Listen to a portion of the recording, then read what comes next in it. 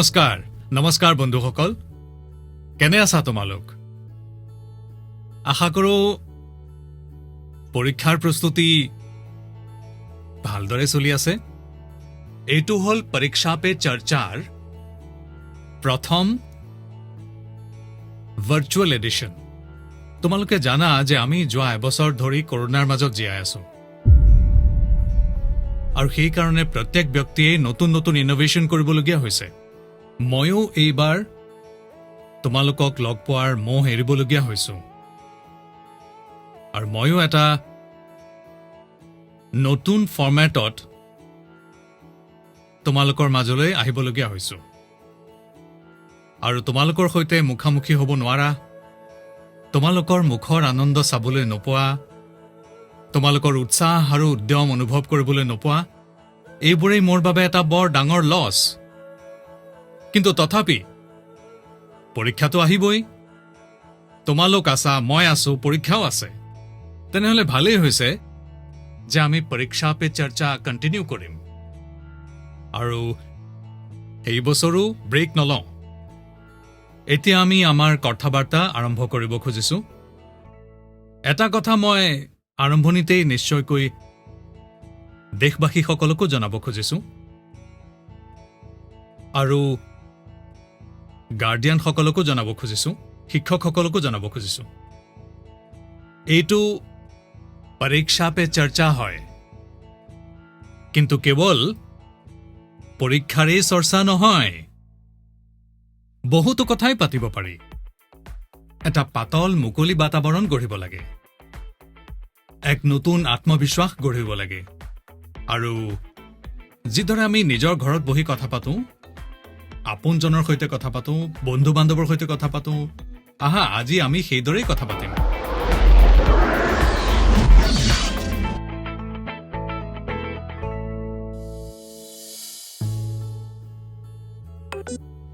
নমস্কাৰ মাননীয় পিএম নমস্কাৰ নমস্কাৰ মোৰ নাম হৈছে এম পল্লৱী মই নৱম শ্ৰেণীত পঢ়ি আছো ছাৰ মোৰ প্ৰায়ে এনেকুৱা অনুভৱ হৈ থাকে যে গোটেই বছৰটো পঢ়া শুনা ভালেই হৈ থাকে কিন্তু যেতিয়াই পৰীক্ষা ওচৰ চাপেহি বৰ চিন্তাজনক পৰিস্থিতি হৈ যায় অনুগ্ৰহ কৰি ইয়াৰ বাবে কিবা এটা উপায় দিয়ক ছাৰ বহুত বহুত ধন্যবাদ ছাৰ ধন্যবাদ পল্লৱী মোক এওঁলোকে কৈছে যে এনে ধৰণৰ আৰু এটা প্ৰশ্ন আছে সাদৰ অভিনন্দন আদৰণীয় প্ৰধানমন্ত্ৰী মহোদয় মোৰ নাম অৰ্পণ পাণ্ডে মই গ্লোবেল ইণ্ডিয়ান ইণ্টাৰনেশ্যনেল স্কুল কুৱালালামপুৰৰ মালয়েছিয়াৰ দ্বাদশ শ্ৰেণীৰ ছাত্ৰ মই মোৰ অনাগত ভৱিষ্যতৰ সফলতাৰ হেতু আপোনাৰ পৰা এটা প্ৰশ্নৰ উত্তৰ আশা কৰিছোঁ আৰু আশা কৰিছোঁ যে আপুনি ইয়াৰ বাবে পথ প্ৰদৰ্শন কৰে যেন মোৰ প্ৰশ্নটো হৈছে পৰীক্ষাৰ প্ৰস্তুতিৰ সময়ছোৱাত আমাৰ মনলৈ অহা ভয়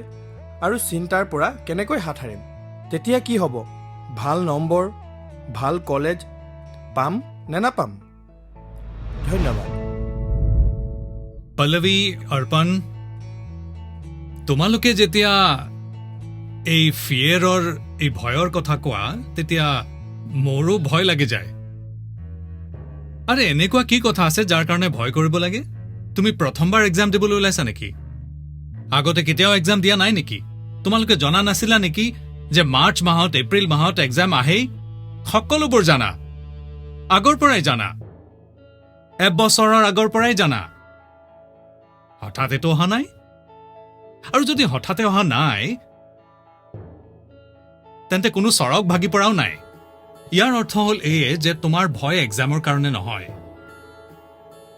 তোমাৰ ভয় আন কিবা কাৰণে আৰু সেইটো কি তোমাৰ চাৰিওফালে এটা পৰিৱেশ কৰি দিয়া হৈছে যে এই পৰীক্ষাটোৱেই হ'ল সকলো এইটোৱেই হ'ল জীৱন আৰু ইয়াৰ বাবে গোটেই সামাজিক বাতাবৰণে কেতিয়াবা স্কুলৰ বাতাবৰণেও কেতিয়াবা মাক দেউতাকেও কেতিয়াবা নিজৰ আত্মীয়সকলেও এনে এটা পৰিৱেশ গঢ়ি তোলে এনেধৰণে আলোচনা কৰে যেন কিবা এটা বৰ ডাঙৰ ঘটনা ঘটিব তোমাৰ লগত বৰ ডাঙৰ সংকটৰ মাজেদি পাৰ হ'ব লাগিব মই সেই সকলোকে ক'ব খুজিছো বিশেষকৈ মই মাক দেউতাকসকলক ক'ব খুজিছো আপোনালোকে এইবোৰ কি কৰি পেলাইছে মই ভাবোঁ যে এইটো হ'ল আটাইতকৈ ডাঙৰ ভুল। আমি প্ৰয়োজনতকৈ বেছি অভাৰ কনচিয়াছ হৈ যাওঁ। আমি অলপ বেছিকৈ ভাবিবলৈ লওঁ। আৰু সেইকাৰণে মই কওঁ যে জীৱনত এইটো অন্তিম গন্তব্য নহয়। এই জীৱনটো বৰ দীঘল। বহুতো পৰ্যায় আছে জীৱনত। এইটো এটা সৰু পৰ্যায়। আমি হেঁচা দিয়া উচিত নহয়। শিক্ষকেই হওক, ষ্টুডেণ্ট হওক, পৰিয়ালৰ লোক হওক, বন্ধু বান্ধৱ হওক, যদি বাহিৰৰ হেঁচা কম হৈ যায়, শেষ হৈ যায়, তেতিয়া পৰীক্ষাৰ হেঁচা কেতিয়াও অনুভৱ নহ'ব। কনফিডেন্স বাঢ়িব, চাব। প্ৰেছাৰ ৰিলিজ হৈ যাব, ডিক্ৰিজ হৈ যাব। আৰু ল'ৰা ছোৱালীয়ে ঘৰত সহজে কোনো উত্তেজনা নোহোৱাকৈ থাকিব লাগে। সৰু সুৰা হাঁহি ধেমালিৰ যিবোৰ কথা সদায় পাতি থাকিব লাগে। চোৱা বন্ধুসকল, আগতে কি হৈছিল? আগতে মাক দেউতাক ল'ৰা ছোৱালীৰ লগত বেছি ইনভলভ হৈ আছিল আৰু সহজ হৈও আছিল আৰু বহুতো বিষয়ত ইনভলভ হৈ আছিল।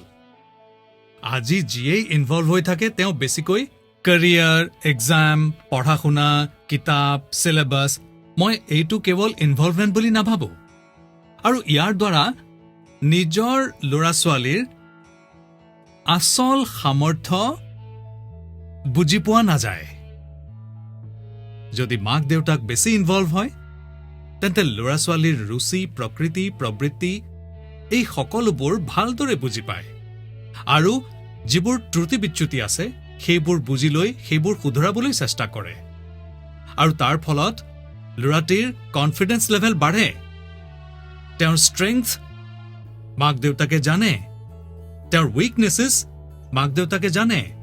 আৰু সেইকাৰণে মাক দেউতাকে ভাবে যে এই সময়ত উইকনেছবোৰ একাষৰীয়াকৈ ৰাখি ষ্ট্ৰেংথক যিমান জোৰ দিব পাৰা দিয়া। কিন্তু আজিকালি কিছুমান মাক দেউতাক ইমান ব্যস্ত যে তেওঁলোকে ল'ৰা ছোৱালীৰ লগত সঁচা অৰ্থত ইনভলভ হ'বলৈ সময়েই নাপায়। ইয়াৰ পৰিণাম কি হয়? আজি ল'ৰা ছোৱালীৰ সামৰ্থ্য কি জানিবলৈ মাক দেউতাকে এক্সামৰ ৰিজাল্টৰ শ্বীট চাবলগীয়া হয়। আৰু সেইকাৰণে ল'ৰা ছোৱালীৰ মূল্যায়নো তেওঁলোকৰ ৰিজাল্টতে সীমাবদ্ধ হৈ ৰৈছে। মাৰ্কছৰ বাহিৰেও ল'ৰা ছোৱালীৰ ভিতৰত এনে কিছুমান গুণ থাকে যিবোৰ মাক দেউতাকে ধৰিবই নোৱাৰে। বন্ধুসকল, আমাৰ ইয়াত পৰীক্ষাৰ কাৰণে এটা শব্দ আছে, কসতি। মানে নিজকে ঘঁহিব লাগে। এইটো নহয় যে এক্সাম শেষ সুযোগ, বৰং এক্সাম হ'ল এক প্ৰকাৰে এটা দীঘল জীৱন জীৱৰ কাৰণে নিজকে ঘঁহি পিহি লোৱাৰ উত্তম সুযোগ, এটা অপৰচুনিটি। সমস্যা তেতিয়া আহি পৰে যেতিয়া আমি এক্সামকেই জীৱনৰ সপোনবোৰৰ অন্ত বুলি ধৰি লওঁ। জীৱন মৰণৰ প্ৰশ্ন কৰি পেলোৱা হয়। আচলতে এক্সাম হ'ল জীৱনটোক গঢ় দিয়াৰ এটা সুযোগ, এটা অপৰচুনিটি, এটা বাট। ইয়াক তেনে ৰূপতে লোৱা উচিত। আচলতে আমি নিজকে কসতিশীলত ঘঁহিবৰ কাৰণে সুযোগ বিচাৰিয়েই থাকিব লাগে, যাতে আমি আৰু ভাল কৰিব পাৰোঁ। আমি পলায়ন কৰিব নালাগে। আহক বন্ধুসকল, আৰু এটা প্ৰশ্নলৈ আগবাঢ়ো। মাননীয় প্ৰধানমন্ত্ৰী মহোদয়, নমস্কাৰ। নমস্কাৰ। মোৰ নাম পুণ্যশূন্য। মই একাদশ শ্ৰেণীৰ ছাত্ৰী। মোৰ বিদ্যালয়খনৰ নাম বিবেকানন্দ কেন্দ্ৰ বিদ্যালয় নিৰ্জুলি, জিলা পাপুমপাৰে, ষ্টেট অৰুণাচল প্ৰদেশ। মাননীয় প্ৰধানমন্ত্ৰী মহোদয়, কিছুমান বিষয় আৰু অধ্যায় আছে যিবোৰ মোৰ বাবে সহজ নহয় আৰু সদায় ইয়াৰ পৰা হাত সাৰিব বিচাৰোঁ। মই লাগিলে যিমানেই চেষ্টা নকৰোঁ কিয় মই সেইখিনি বুজি নাপাওঁ। হয়তো মই বিষয়কেইটা ভয় কৰোঁ কাৰণেই মোৰ এনেকুৱা হয়। ছাৰ, এই পৰিস্থিতিৰ পৰা কেনেকৈ হাত সৰা যাব? ধন্যবাদ ছাৰ। বাৰু অন্ধ্ৰৰ পৰা মালয়েছিয়াৰ পৰা এতিয়া অৰুণাচল পালোহি আৰু মই শুনিছোঁ যে এই প্ৰকাৰৰে আৰু এটা প্ৰশ্নও আছে। মাননীয় প্ৰধানমন্ত্ৰী ডাঙৰীয়া নমস্কাৰ, মোৰ নাম বিনীতা গাৰ্গ আৰু মই SRDAV পাব্লিক স্কুলত 25 বছৰৰ পৰা কাম কৰি আছো। মোৰ প্ৰশ্নটো হৈছে, কিছুমান বিষয় এনে আছে যাৰ বাবে বহুতো ষ্টুডেণ্টে ভয়ৰ সন্মুখীন হ'বলগীয়া হয়, সেইকাৰণে সিহঁত ইয়াৰ পৰা দূৰত থাকে। ইয়াৰ বিষয়ে ইতিহাস বা গণিতৰ দৰে বিষয়ৰ শিক্ষকে বেছি ভালকৈ বুজি পাব পাৰিব। এগৰাকী শিক্ষিকা হিচাপে এই পৰিস্থিতিক অলপ উন্নত কৰিবৰ বাবে আমি কি কৰিব পাৰোঁ? এইটো অলপ বেলেগ প্ৰকাৰৰ বিষয় সন্মুখলৈ আহিছে। মই চেষ্টা কৰিম যাতে ষ্টুডেণ্টছৰ মন চুই যাব পাৰোঁ আৰু টিচাৰ্ছৰ কথাৰ ওপৰত ভালদৰে লক্ষ্য ৰাখি কিবা এটা সমাধান দিব পাৰোঁ। আপোনালোক দুয়ো কিবা বিশেষ ছাবজেক্ট বা চেপ্টাৰৰ প্ৰতি ভয়ৰ কথা কৈছে। আপোনালোক অকলে নহয় যি এই পৰিস্থিতিৰ সন্মুখীন হ'বলগীয়া হৈছে। বাস্তৱ সত্যটো হ'ল যে পৃথিৱীত এনে কোনো ব্যক্তি নাই যাৰ ক্ষেত্ৰত ওপৰৰ এই কথাটো প্ৰযোজ্য নহয়। ধৰি লওক, আপোনাৰ ওচৰত বৰ বঢ়িয়া 5-6টা শ্বাৰ্ট আছে, কিন্তু আপুনি নিশ্চয় দেখিছে যে এটা বা দুটা শ্বাৰ্ট আপোনাৰ ইমান পচন্দৰ যে বাৰে বাৰে পিন্ধি থাকে। ইয়াৰ মানে এইটো নহয় যে আনকেইটাৰ কামেই নাই, ফিটিং ঠিক নহয়, এনে নহয়। সেই দুটা ইমানেই ভাল লাগে যে সেই দুটা বাৰে বাৰে পিন্ধে। কেতিয়াবাতো মাক দেউতাকেও এই কথাটোলৈ খং কৰে যে কিমান বাৰ এইকেইটা পিন্ধি থাকা, মাত্ৰ দুদিন আগতেহে পিন্ধিছিলা। পচন্দ অপচন্দ মানুহৰ স্বভাৱ, আৰু কেতিয়াবা কেতিয়াবা পচন্দৰ লগত মৰমো সোমাই যায়। পিছে ইয়াত ভয়ৰ দ্বিধাৰনো কি কথা আছে যে আমি ভয় কৰিব লাগে? আচলতে কি হয়, যেতিয়া আপোনাৰ কিবা এটা বস্তু বেছি ভাল লাগিবলৈ ধৰে, তেতিয়া তাৰ সৈতে আপোনাৰ বহুত কমফৰ্ট হৈ যায়, বহুত কমফৰ্টেবল লাগিব ধৰে, সহজ হৈ পৰে। কিন্তু যিবোৰ বস্তুৰ লগত আপুনি সহজ নহয়, তাৰ টেনশ্যনত আপুনি আপোনাৰ 80% এনাৰ্জি তাতেই খৰচ কৰি দিয়ে। আৰু সেইকাৰণে ষ্টুডেণ্টছক মই এইটোৱেই কওঁ যে তোমালোকে নিজৰ এনাৰ্জিক ইকুৱেলি ডিষ্ট্ৰিবিউট কৰা উচিত, সকলো বিষয়তে সমান সমান। তোমাৰ ওচৰত পঢ়িবৰ কাৰণে 2 ঘণ্টা আছে, তেন্তে সেই 2 ঘণ্টাত প্ৰতিটো ছাবজেক্ট সমান ৰূপত পঢ়িবা। তোমাৰ সময়খিনিক ইকুৱেলি ডিষ্ট্ৰিবিউট কৰিবা। বন্ধুসকল, তোমালোকে নিশ্চয় দেখিছা, টিচাৰ্ছ, মা দেউতাই আমাক শিকায় যে যিটো সহজ সেইটো প্ৰথমে কৰিব লাগে। এইটো সাধাৰণতে কোৱা হয়, আৰু পৰীক্ষাতটো বিশেষকৈ বাৰে বাৰে কোৱা হয় যে যিটো সহজ সেইটো আগতে কৰা ভাই। যেতিয়া সময় থাকিব তেতিয়া যিবোৰ টান সেইবোৰত হাত দিবা। কিন্তু পঢ়া শুনাৰ ক্ষেত্ৰত মোৰ ধাৰণাত এই পৰামৰ্শৰ কোনো প্ৰয়োজন নাই আৰু উপযোগিতাও নাই। মই অলপ এই কথাটো বেলেগ দৃষ্টিৰে চাওঁ। মই কওঁ যে যেতিয়া পঢ়াৰ কথা আহে তেতিয়া কঠিন বিষয়টো আগতে ল'বা, যেতিয়া তোমাৰ মন ফ্ৰেছ হৈ থাকে, তুমি নিজে ফ্ৰেছ হৈ আছা, সেইটো এটেণ্ড কৰিবলৈ চেষ্টা কৰা। যেতিয়া কঠিন বস্তুটো এটেণ্ড কৰিবা তেতিয়া সহজটো আৰু সহজ হৈ পৰিব। মই নিজৰ অভিজ্ঞতাৰ পৰা কওঁ, যেতিয়া মই মুখ্যমন্ত্ৰী আছিলোঁ, যেতিয়া প্ৰধানমন্ত্ৰী হ'লোঁ, তেতিয়া মই বহুতো পঢ়িবলগীয়া হয়, বহুতো শিকিবলগীয়া হয়, বহুতৰ পৰা শিকিবলগীয়া হয়, বস্তুবোৰ বুজিবলগীয়া হয়।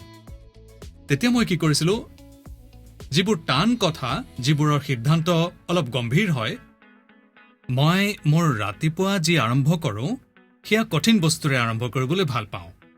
কঠিনতকৈ কঠিন বস্তু মোৰ বিষয়াসকলে মোৰ সন্মুখলৈ লৈ আহে তেওঁলোকে জানে যে তেতিয়া মোৰ এটা বেলেগ ধৰণৰ মুড থাকে মই বস্তুবোৰ অতি বেগেৰে বুজি লওঁ সিদ্ধান্ত লোৱাৰ দিশে আগবাঢ়োঁ মই নিজৰ এটা নিয়ম তৈয়াৰ কৰিছোঁ চেষ্টা কৰিছোঁ আৰু যিবোৰ সৰল বস্তু আছে সেইবোৰ দিনটোৰ ভাগৰৰ পিছত ৰাতি যেতিয়া বেছি হৈ যায় তেতিয়া ঠিক আছে মই এতিয়া বেছি মগজ খুটুৱাব নালাগে সেইটো ভুল হোৱাৰ কাৰণ নহয় সেই বস্তুবোৰ তেতিয়া মই শেষ ৰাতিলৈকে টানি নিওঁ কিন্তু পুৱা যেতিয়া উঠোঁ তেতিয়া আকৌ কঠিনেৰেই আৰম্ভ কৰিবলৈ ওলাই যাওঁ বন্ধুসকল আৰু এটা কথা আমি নিজৰ পৰা শিকা উচিত চোৱাচোন যিসকল লোক জীৱনত খুব সফল হৈছে তেওঁলোক সকলো বিষয়তে পাৰদৰ্শী নহয় কিন্তু কোনো এটা বিষয়ত কোনো এটা ছাবজেক্টত তেওঁলোকৰ দখল বহুত বেছি হয়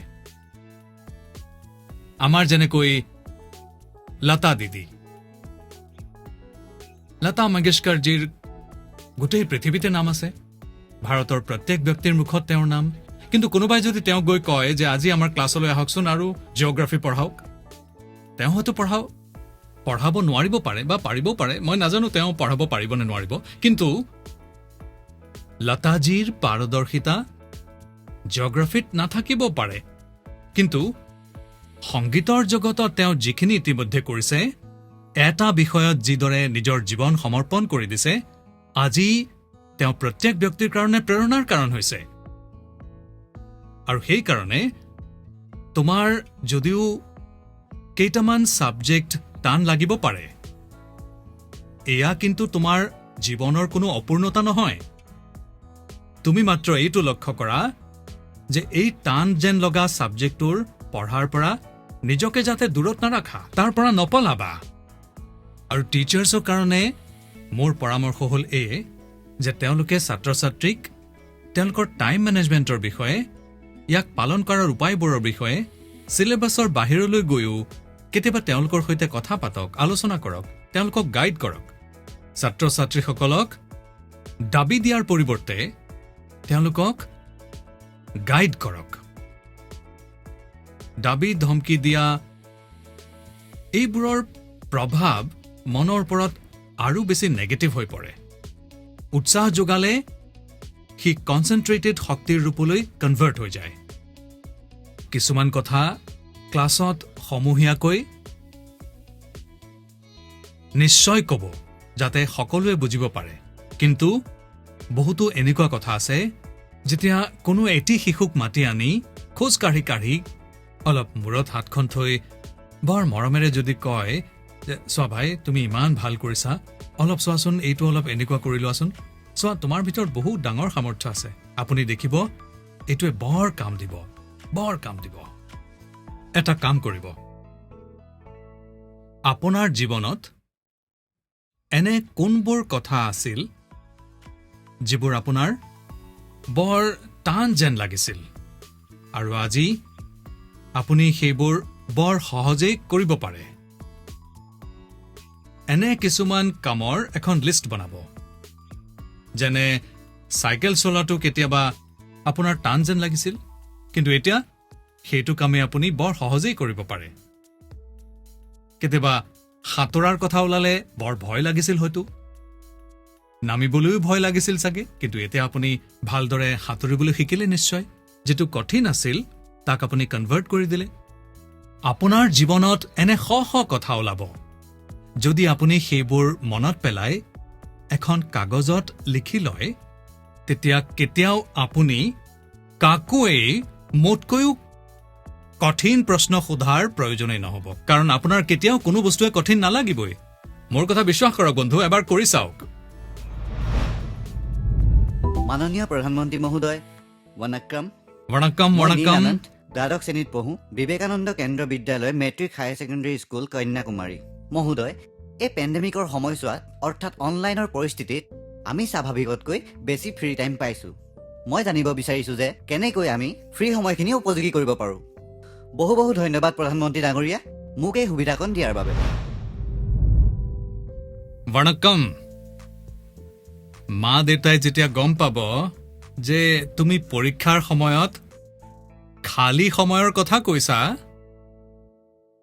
তেতিয়া চাবা কি হ'ব। বাৰু, মোৰ এই প্ৰশ্নটো বৰ ভাল লাগিল যে তুমি এক্সামৰ সময়ত খালী সময়ৰ ওপৰত মনোযোগ দিছা। খালী সময়ৰ বিষয়ে আলোচনা কৰি আছো। চোৱা বন্ধুসকল, খালী সময় ইয়াক খালী বুলি নাভাবিবা। ই হ'ল অতি মূল্যৱান। খালী সময় হ'ল এক সৌভাগ্য। খালী সময় এক সুযোগ। তোমাৰ সময়সূচীত খালী সময় অলপ থাকিবই লাগে, নহ'লেতো জীৱনটো এটা ৰবটৰ দৰে হৈ পৰিব। আচলতে খালী সময় দুই ধৰণৰ হ'ব পাৰে। এটা হ'ল তুমি ৰাতিপুৱাৰ পৰাই জানা যে আজি তুমি 3 পৰা 4 বজালৈকে ফ্ৰী আছা, বা অহা দেওবাৰে আধা দিন তুমি ফ্ৰী আছা, নাইবা 4 তাৰিখে বন্ধ আছে, আজি দুপৰীয়ালৈকে তোমাৰ কোনো কাম নাই, তুমি জানা। কিন্তু আনটো হৈছে যিটোৰ বিষয়ে তুমি লাষ্ট মোমেণ্টত গম পোৱা। যদি তুমি আগৰ পৰাই জানা যে মোৰ ওচৰত খালী সময় আছে, তেন্তে তুমি তোমাৰ মা দেউতা বা ভাই ভনীক ক'ব পাৰা যে মই তোমালোকক সহায় কৰিম। তোমালোকে কি কাম কৰিব খুজিছা, তোমালোকে কি কৰি আছা, মই কি হেল্প কৰিব পাৰোঁ। দ্বিতীয়তে তুমি ভাবি চোৱা এনেকুৱা কোনবোৰ কথা আছে যিবোৰে তোমাক আনন্দ দিয়ে। অলপ গধুৰ যেন লগা শব্দ স্বান্তঃ সুখায়, যিটোৰ পৰা তুমি সুখ পোৱা, তুমি আনন্দ পোৱা, তোমাৰ মনটো পাতল কৰে, তুমি এনেকুৱা কিবা এটা কৰিব পাৰা। এতিয়া তুমি মোক সুধিছা যেতিয়া, ময়ো ভাবো যে মই কি কৰিবলৈ ভাল পাওঁ। মই মোৰ সময়সূচীত অবজাৰ্ভ কৰিছো যে যদি মই অকণমানো খালী সময় পাই যাওঁ আৰু যদি ঝুলনা আছে, তেন্তে মোৰ বৰ মন যায় মই অলপ সময় সেই ঝুলনাত বহিবলৈ। বহুত ভাগৰ লাগিছে আৰু 5 মিনিট সময়ো যদি পাওঁ, নাইবা মই যদি কিবা কাম কৰিয়ে থাকোঁ, তেন্তে মোৰ খালী সময়ত ঝুলনাত বহি নাজানো কি কাৰণ আছে মোৰ মনটো প্ৰফুল্লিত হৈ উঠে। যেতিয়া তুমি খালী সময় আৰ্ণ কৰা, তেতিয়া তুমি খালী সময়ৰ আটাইতকৈ অধিক মূল্য বুজি পোৱা। সেইকাৰণে তোমাৰ জীৱন এনেকুৱা হ'ব লাগে যে যেতিয়া তুমি খালী সময় আৰ্ণ কৰা, তেতিয়া তুমি অসীম আনন্দ লাভ কৰা। ইয়াত এইটোও লক্ষ্য কৰিব লাগিব যে খালী সময়ত কোনবোৰ বস্তু এৰাই চলিব লাগিব, নহ'লে সেইবোৰে গোটেই সময়খিনি খাই পেলাব, গমেই নাপাবা, আৰু অৱশেষত ৰিলেক্স হোৱাৰ সলনি তোমাৰ আমনিহে লাগিব, ভাগৰ অনুভৱ কৰিবা। এফালৰ পৰা মই ভাবোঁ যে খালী সময়ত আমি আমাৰ কিউৰিয়চিটি, জিজ্ঞাসা বঢ়োৱাৰ আৰু এনে কোনবোৰ বস্তু আমি কৰিব পাৰোঁ যিবোৰ হয়তো বৰ প্ৰডাক্টিভ হৈ উঠিব। তোমাৰ মা বা দেউতাই যদি ৰন্ধা কাম কৰি আছে, সেয়া অবজাৰ্ভ কৰা। নতুন নতুন কথাৰ ভিতৰলৈ যোৱাৰ, এটা নতুন কথা জনাৰ, ইয়াৰ ইম্পেক্ট পোনে পোনে দেখা পোৱা নাযায়, কিন্তু জীৱনত ইয়াৰ বৰ গভীৰ প্ৰভাৱ পৰে। ফ্ৰী টাইমৰ এটা আৰু বেষ্ট ইউজ হ'ব পাৰে যে তুমি কিছুমান কাম কাজত নিজকে নিয়োগ কৰা, য'ত তুমি নিজকে এক্সপ্ৰেছ কৰিব পাৰা, তোমাৰ ইউনিকনেছক বাহিৰলৈ আনিব পাৰা, যিটোত তুমি নিজৰ ইণ্ডিভিজুৱেলিটিৰ সৈতে খাপ খাই পৰা। এনে কৰাৰ বহুতো উপায় আছে, আৰু তুমিও এনে বহুতো উপায়ৰ বিষয়ে জানা। স্পৰ্টছ আছে, মিউজিক আছে, ৰাইটিং আছে, পেইণ্টিং আছে, ষ্টৰী ৰাইটিং আছে, তুমি বহুত কিবা কিবি কৰিব পাৰা। তোমাৰ থটবোৰক ইমোশ্যনবোৰক এক্সপ্ৰেছ কৰাৰ এটা ক্ৰিয়েটিভ উপায় দিয়া, সুযোগ দিয়া। নলেজৰ পৰিসৰ বহু সময়ত তাতেই সীমাবদ্ধ থাকে যলৈকে তোমাৰ উপলব্ধি হয়, যি তোমাৰ আশে পাশে থাকে। কিন্তু ক্ৰিয়েটিভিটিৰ পৰিসৰে নলেজৰো বহুত দূৰলৈ তোমাক লৈ যায়, বহুত বিশালতাৰ স্তৰলৈ তোমাক লৈ যায়। ক্ৰিয়েটিভিটিয়ে তোমাক সেই ঠাইলৈ লৈ যাব পাৰে যলৈ আগতে কেতিয়াও কোনো যাব পৰা নাই, যিটো নতুন আমাৰ ইয়াত কোৱা হয়, যলৈ যাব পৰা নাই ৰবি তাত পালেগৈ কবি। এয়া ক্ৰিয়েটিভিটিৰেইতো কথা। নমস্কাৰ মাননীয় PM ছাৰ, মই আশাই কেকতপুৰে বেংগলোৰৰ পৰা। আপোনালৈ মোৰ প্ৰশ্নটো হৈছে যে ল'ৰা ছোৱালীক ভাল শিক্ষা প্ৰদান কৰাৰ সকলোতকৈ ভাল উপায়টো কি? ধন্যবাদ। মোলৈ এটা যি প্ৰশ্ন আহিছে সেইটো নমো এপৰ ওপৰত আহিছে। তাৰ ভিজুৱেল মোৰ ওচৰত নাই, কিন্তু মোৰ সেই প্ৰশ্নটো বৰ ভাল লাগিল। সেইকাৰণে মোৰ মন গৈছে যে মই সেইটো আপোনালোকৰ সৈতে শ্বেয়াৰ কৰোঁ। পাটনাৰ পৰা প্ৰশ্ন আহিছে।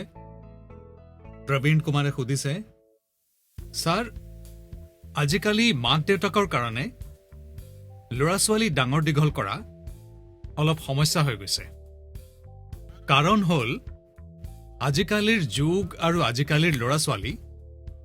এনেকুৱা অৱস্থাত আমি এইটো কেনেকৈ সুনিশ্চিত কৰিম যে আমাৰ ল'ৰা ছোৱালীৰ ব্যৱহাৰ, অভ্যাস আৰু চৰিত্ৰ ভাল? প্ৰবীণ কুমাৰে এজন সজাগ পিতৃ হিচাপে হয়তো মোক এইটো সুধিছে। বৰ কঠিন প্ৰশ্ন মোৰ কাৰণে। মই ক'ম যে প্ৰথমে আপুনি নিজে চিন্তা কৰক, আত্মচিন্তন কৰক। এনে নহয়তো যে জীৱন জীয়াৰ যি পথ আপুনি বাছি লৈছে, আপুনি বিচাৰে যে তেনেকুৱা জীৱনেই আপোনাৰ ল'ৰা ছোৱালীয়েও লওক। আৰু অকণমানো যদি তাত পৰিৱৰ্তন হয়, তেন্তে আপোনাৰ ভাৱ হয় যে পতন ঘটিব ধৰিছে, মূল্যবোধৰ অৱক্ষয় হৈছে। মোৰ ভালদৰে মনত আছে, এবাৰ মই ষ্টাৰ্টআপৰ লগত জড়িত যুৱাসকলৰ লগত এখন সমাৰোহ কৰিছিলোঁ। তাতে বংগৰ এগৰাকী ছোৱালী যে ষ্টাৰ্টআপ আৰম্ভ কৰিছে, তেওঁৰ সম্পূৰ্ণ কেৰিয়াৰ এৰি থৈ আহি তেওঁৰ নিজৰ অভিজ্ঞতা বৰ্ণনা কৰিলে। সেইটো মোৰ সদায় মনত থাকে। সেই ছোৱালীগৰাকীয়ে ক'লে যে মই মোৰ চাকৰি এৰি দিলোঁ, কেৰিয়াৰ এৰি দিলোঁ আৰু ষ্টাৰ্টআপ আৰম্ভ কৰিলোঁ। আৰু মোৰ মায়ে যেতিয়া গম পালে, তেতিয়া মায়ে তৎক্ষণাৎ ক'লে, সৰ্বনাশ। মানে মা ইমান হতভম্ব হ'ল। কিন্তু পাছত সেই ছোৱালীজনী ষ্টাৰ্টআপত যথেষ্ট সফল হ'ল। আপুনি ভবা উচিত যে আপুনি আপোনাৰ ভাৱৰ জগতত আপোনাৰ ল'ৰাটোক ধৰি ৰাখিবলৈ প্ৰয়াস কৰা নাইতো। আৰু সেইকাৰণে আপোনাৰ পৰিয়াল, আপোনাৰ পৰম্পৰা, সেইবোৰৰ লগত মৌলিক মূল্যবোধৰ কেনেকৈ যোগ দিয়া যায় আমি আইডেণ্টিফাই কৰিব লাগিব। যেনে আমাৰ ইয়াত কোৱা হয়, জনসেৱাই প্ৰভু সেৱা। এয়া আমাৰ শাস্ত্ৰসমূহত মূল্যৰূপে আছে। কিন্তু আপোনাৰ ঘৰত পূজা পাতলটো বহুত হয়। জগতখনে ভাবে যে আপুনি বৰ ধাৰ্মিক, ৰিচুৱেলছেৰে ভৰা জীৱন। কিন্তু আপোনাক জনসেৱা কৰা ক'তো দেখা নাযায়। এতিয়া যেতিয়া আপোনাৰ সন্তানে এই বিৰোধাভাস দেখা পায়, তেতিয়া তেওঁৰ মনত কনফ্লিক্ট আৰম্ভ হৈ যায়, প্ৰশ্ন আহিবলৈ ধৰে। আৰু প্ৰশ্ন অহাটো স্বাভাৱিক। সেইদৰেই আমাৰ মূল্যবোধ হ'ল যে জীৱ মাত্ৰেই পৰমাত্মাৰ নিবাস।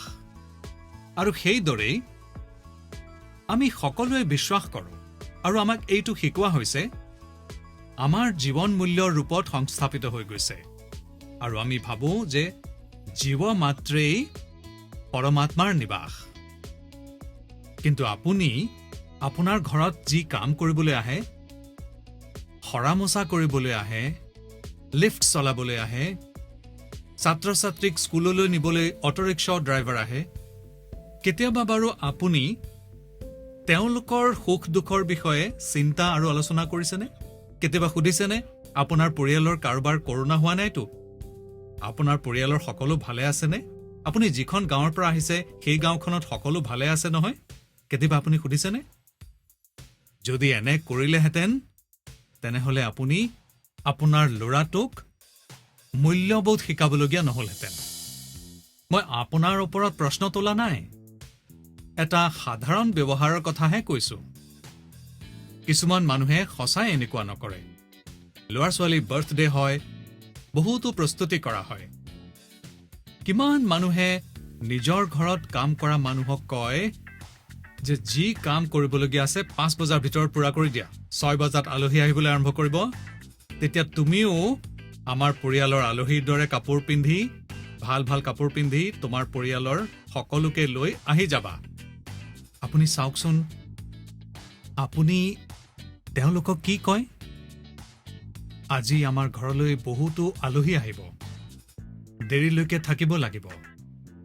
আপুনি এনেকৈ কোৱাৰ সলনি কি কয়? চোৱা, কাইলৈ বহুত আলহী আহিব, বহুত কাম আছে, তুমি ঘৰত কৈ আহিবা, দেৰিকৈ আহিম, দেৰি হ'ব। অৰ্থাৎ আপোনাৰ সন্তানে এইবোৰ দেখি আছে যে ইমান ডাঙৰ উৎসৱ হৈছে ঘৰত, কিন্তু এই মোৰ কাৰণে দিনে ৰাতিয়ে ইমানকৈ খাটি থকা মানুহজনে ইয়াত ভাগ লোৱা নাই। আৰু তেতিয়াই সেই সন্তানটিৰ মনত সংঘাত আৰম্ভ হৈ যায়। মই আপোনাক আৰু এটা উদাহৰণ দিওঁ। আমি কওঁ যে ল'ৰা ছোৱালী একে সমান। এই মূল্যবোধ আমাৰ ইয়াত দেৱৰূপৰ যি কল্পনা কৰা হৈছে তাত স্ত্ৰী ভগৱানৰো সিমানেই মহত্ব আছে। কিন্তু আমাৰ ঘৰৰ পৰিৱেশত ল'ৰা আৰু ছোৱালীৰ মাজত জানি বা নাজানি যি ট্ৰিটমেণ্ট দিয়া হৈছে তাত অসমানতা থাকে। তাৰ পাছত যেতিয়া সেই ল'ৰাটো সমাজ জীৱনত সোমাই পৰে, তেতিয়া তেওঁৰ ক্ষেত্ৰত নাৰীৰ সমানতাৰ বিষয়ত কিবা নহয় কিবা ত্ৰুটিৰ সম্ভাৱনা থাকিবই। এইটো ঠিক যে পৰিয়ালৰ সংস্কাৰ যদি ভাল হয় তেতিয়া বেয়া গুণবোৰ শক্তিশালী হ'ব নোৱাৰে, কিন্তু 19-20ৰে পাৰ্থক্য হয়। ল'ৰা আৰু ছোৱালীৰ ব্যৱহাৰত কিবা নহয় কিবা ত্ৰুটি ৰৈ যায়। সেইকাৰণে আমি যিখন আমাৰ ভাৱ জগত তৈয়াৰ কৰিছোঁ সেইখন যেতিয়া আচৰণৰ পৰীক্ষাত উত্তীৰ্ণ হ'ব নোৱাৰে, তেতিয়া শিশুৰ মনত অন্তৰ্দ্বন্দ্ব আৰম্ভ হৈ যায়। সেইবাবে মূল্যবোৰ কেতিয়াও জাপি দিবলৈ চেষ্টা নকৰিব। মূল্যবোৰৰ মাজেদি জীয়াই প্ৰেৰণা যোগাবলৈ চেষ্টা কৰক। শেষত ল'ৰা ছোৱালীবোৰ যথেষ্ট স্মাৰ্ট। যিটো আপুনি ক'ব সেইটো সিহঁতে কৰিব নে নকৰে সেইটো আপুনি ক'ব নোৱাৰে, কিন্তু এই কথাটোৰ পূৰ্ণ সম্ভাৱনা থাকে যে যিটো আপুনি কৰি আছে সেইটো সিহঁতে অতি সূক্ষ্মভাৱে চাই আছে আৰু সেইটোকে কৰিবলৈ লালায়িত হৈ আছে। আৰু যেতিয়া আপুনি এই মূল্যবোৰৰ সৈতে আমাৰ ইতিহাস, আমাৰ পুৰাণ, আমাৰ পৰম্পৰাগত সৰু সৰু কথাবোৰ সহজভাৱে যোগ দিব, তেতিয়া ল'ৰা ছোৱালীয়েও প্ৰেৰণা পাব। আচাৰ ব্যৱহাৰত পৰিণত কৰা সহজ হৈ পৰিব।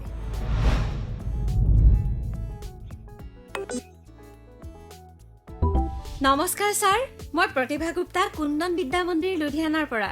ছাৰ, মোৰ প্ৰশ্নটো হৈছে যে আমি সদায় কিবা এটা কৰাবৰ বাবে ল'ৰা ছোৱালীৰ পিছে পিছে দৌৰিব লাগে। আমি কেনেকৈ সিহঁতক সেল্ফ মটিভেটেড কৰিব পাৰিম যাতে সিহঁতে নিজৰ কাম নিজেই কৰে? ধন্যবাদ। আপুনি বেয়া নাপায় যদি মই এই বিষয়ত আপোনাতকৈ অলপ বেলেগ ধৰণে ভাবোঁ। মই ভাবোঁ যে ল'ৰা ছোৱালীৰ পিছত এই কাৰণে লাগিব লাগে কাৰণ তেওঁলোকৰ গতি আমাতকৈ বেছি। এই কথা সঁচা যে ল'ৰা ছোৱালীক শিকোৱাৰ, কোৱাৰ, সংস্কাৰ দিয়াৰ দায়িত্ব পৰিয়ালৰ সকলোৰে। কিন্তু বহুবাৰ ডাঙৰ হোৱা স্বত্তেও আমাৰোতো মূল্যায়ন কৰিব লাগে।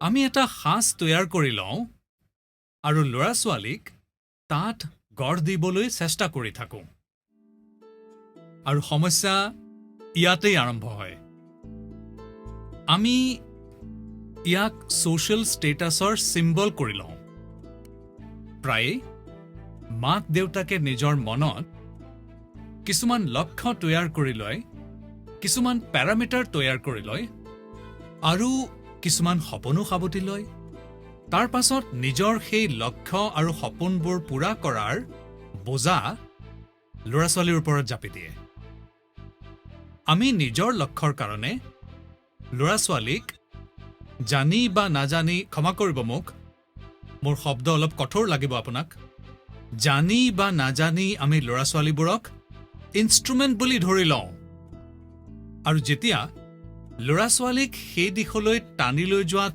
বিফল হৈ যায় তেতিয়া এই বুলি ক'বলৈ ধৰে যে ল'ৰা ছোৱালীৰ ভিতৰত মটিভেশ্যন আৰু ইনস্পিৰেশ্যনৰ অভাৱ কাকোৱেই মটিভেট কৰাৰ প্ৰথম পাৰ্ট হ'ল ট্ৰেইনিং প্ৰপাৰ ট্ৰেইনিং এবাৰ ল'ৰাটোৰ মন যদি ট্ৰেইনড হৈ যায় তেতিয়া তাৰ পাছত মটিভেশ্যনৰ সময় আৰম্ভ হ'ব ট্ৰেইনিঙৰ বহুতো মাধ্যম বহুতো উপায় হ'ব পাৰে ভাল কিতাপ ভাল মুভিজ ভাল কাহিনী ভাল কবিতা ভাল ফকৰা যোজনা বা ভাল অনুভৱ এই সকলোবোৰ এক প্ৰকাৰে ট্ৰেইনিঙৰেই টুলছ যেনে ধৰক আপুনি বিচাৰে যে আপোনাৰ ল'ৰাটোৱে পুৱা শুই উঠি পঢ়ে আপুনি তাক কয় বুজায়ো দাবী ধমকিও দিয়ে কিন্তু আপুনি সফলতা নাপায় কিন্তু কি আপোনাৰ ঘৰত কেতিয়াবা এনেকুৱা কিতাপৰো আলোচনা হয়নে য'ত ইনডাইৰেক্টলি ৰাতিপুৱা উঠাৰ লাভবিলাকৰ বিষয়ে আলোচনা হয় আমাৰ ইয়াত আধ্যাত্মিক জীৱনৰ লোকে ব্ৰহ্ম মুহূৰ্তৰ পৰাই তেওঁলোকৰ দিন আৰম্ভ হৈ যায় আৰু তাৰেই নৰ্মছবোৰ পালন কৰে আৰু আনফালে আজিকালি 5 AM ক্লাবৰো চৰ্চা হয় বাৰু আপুনি এনে কোনো কিতাপৰ ঘৰত চৰ্চা কৰিছেনে বা এনে কোনো মুভি বা ডকুমেণ্টাৰী চাইছেনে য'ত এই বিষয়ে বৈজ্ঞানিক পদ্ধতিৰে যুক্তিসংগত পদ্ধতিৰে ইমোশ্যনৰ সৈতে কথাবোৰ কোৱা হৈছে এইটো এবাৰ মাত্ৰ কৰি চাওক ৰাতিপুৱা উঠাৰ কাৰণে ল'ৰাৰ ট্ৰেইনিং নিজে নিজেই হৈ যাব এবাৰ মন ট্ৰেইনড হৈ গ'লে মনত ল'ৰাই বুজি পালে যে ৰাতিপুৱা উঠাৰ কি লাভ হয় তাৰ পিছত সি নিজেই মটিভেট হ'বলৈ ধৰিব ইয়াতেইতো এনভাইৰনমেণ্ট ক্ৰিয়েশ্যন হৈ যায় যাৰ ঘৰত আটাইতকৈ বেছি প্ৰয়োজন আপুনি ল'ৰাটিৰ সৰুকালৰ সেই সময়খিনি মনত পেলাওকচোন যেতিয়া আপুনি তাক কোলাত লৈ ফুৰিছিল ধৰি লওক আপোনাৰ জেপত এটা পেন আছে বা আপুনি চশমা পিন্ধি আছে ল'ৰাটোৱে সেইটো টানে চশমা খুলি দিয়ে তেতিয়া আপুনি কি কৰে আপুনি ল'ৰাটোৰ পৰা চশমাযোৰ ঘূৰাই ল'বলৈ চেষ্টা কৰিলে সি কান্দি দিয়ে পেনটো ঘূৰাই ল'বলৈ চেষ্টা কৰিলে সি কান্দি দিয়ে তেতিয়া বুজন মাক দেউতাকে কি কৰে তাক এটা ডাঙৰ বল তাৰ সন্মুখত আনি দি দিয়ে লৈ পেলাই থিয় হৈ যায় ল'ৰাটোৱে কি কৰে চশমা এৰি দিয়ে পেনটো এৰি দিয়ে ডাঙৰ বলটো খেলিবলৈ লৈ লয় নাকান্দেও আৰু সহজেই আপুনি সলিউশ্যন উলিয়াই লয় আপুনি তাৰ মনটো ডাইভাৰ্ট কৰে সি বেছি পছন্দ কৰা অন্য পজিটিভ বস্তু তাক দি তাক মটিভেট কৰে এই যিটো কাম আপুনি আগতে কৰিছিল যেতিয়া ল'ৰাটো একেবাৰে সৰু আছিল সেই কামটোৱেই আপুনি এতিয়াও কৰিব পাৰে আপুনি হয়তো শুনিছে এটি চাকিৰ পৰা আন এটি জ্বলে আপোনাৰ ল'ৰাটি পৰপ্ৰকাশিত হ'ব নালাগে আপোনাৰ ল'ৰাটি স্বয়ং প্ৰকাশিত হ'ব লাগে ল'ৰাটোৰ ভিতৰত যি পোহৰ আপুনি চাব বিচাৰে সেই পোহৰ তাৰ ভিতৰৰ পৰা প্ৰকাশমান হ'ব লাগে আৰু সেয়া আপোনাৰ জাগ্ৰত সক্ৰিয় প্ৰয়াসেৰে সম্ভৱ হ'ব আপুনি আপোনাৰ একশ্যনত যি পৰিৱৰ্তন দেখুৱাব সেয়া ল'ৰাটোৱে বৰ সূক্ষ্মভাৱে অবজাৰ্ভ কৰিব ইয়াত আৰু এটা কথা লৈ মই আপোনাৰ মনোযোগ বিচাৰিম ল'ৰা ছোৱালীক কেতিয়াও ভয় দেখুৱাই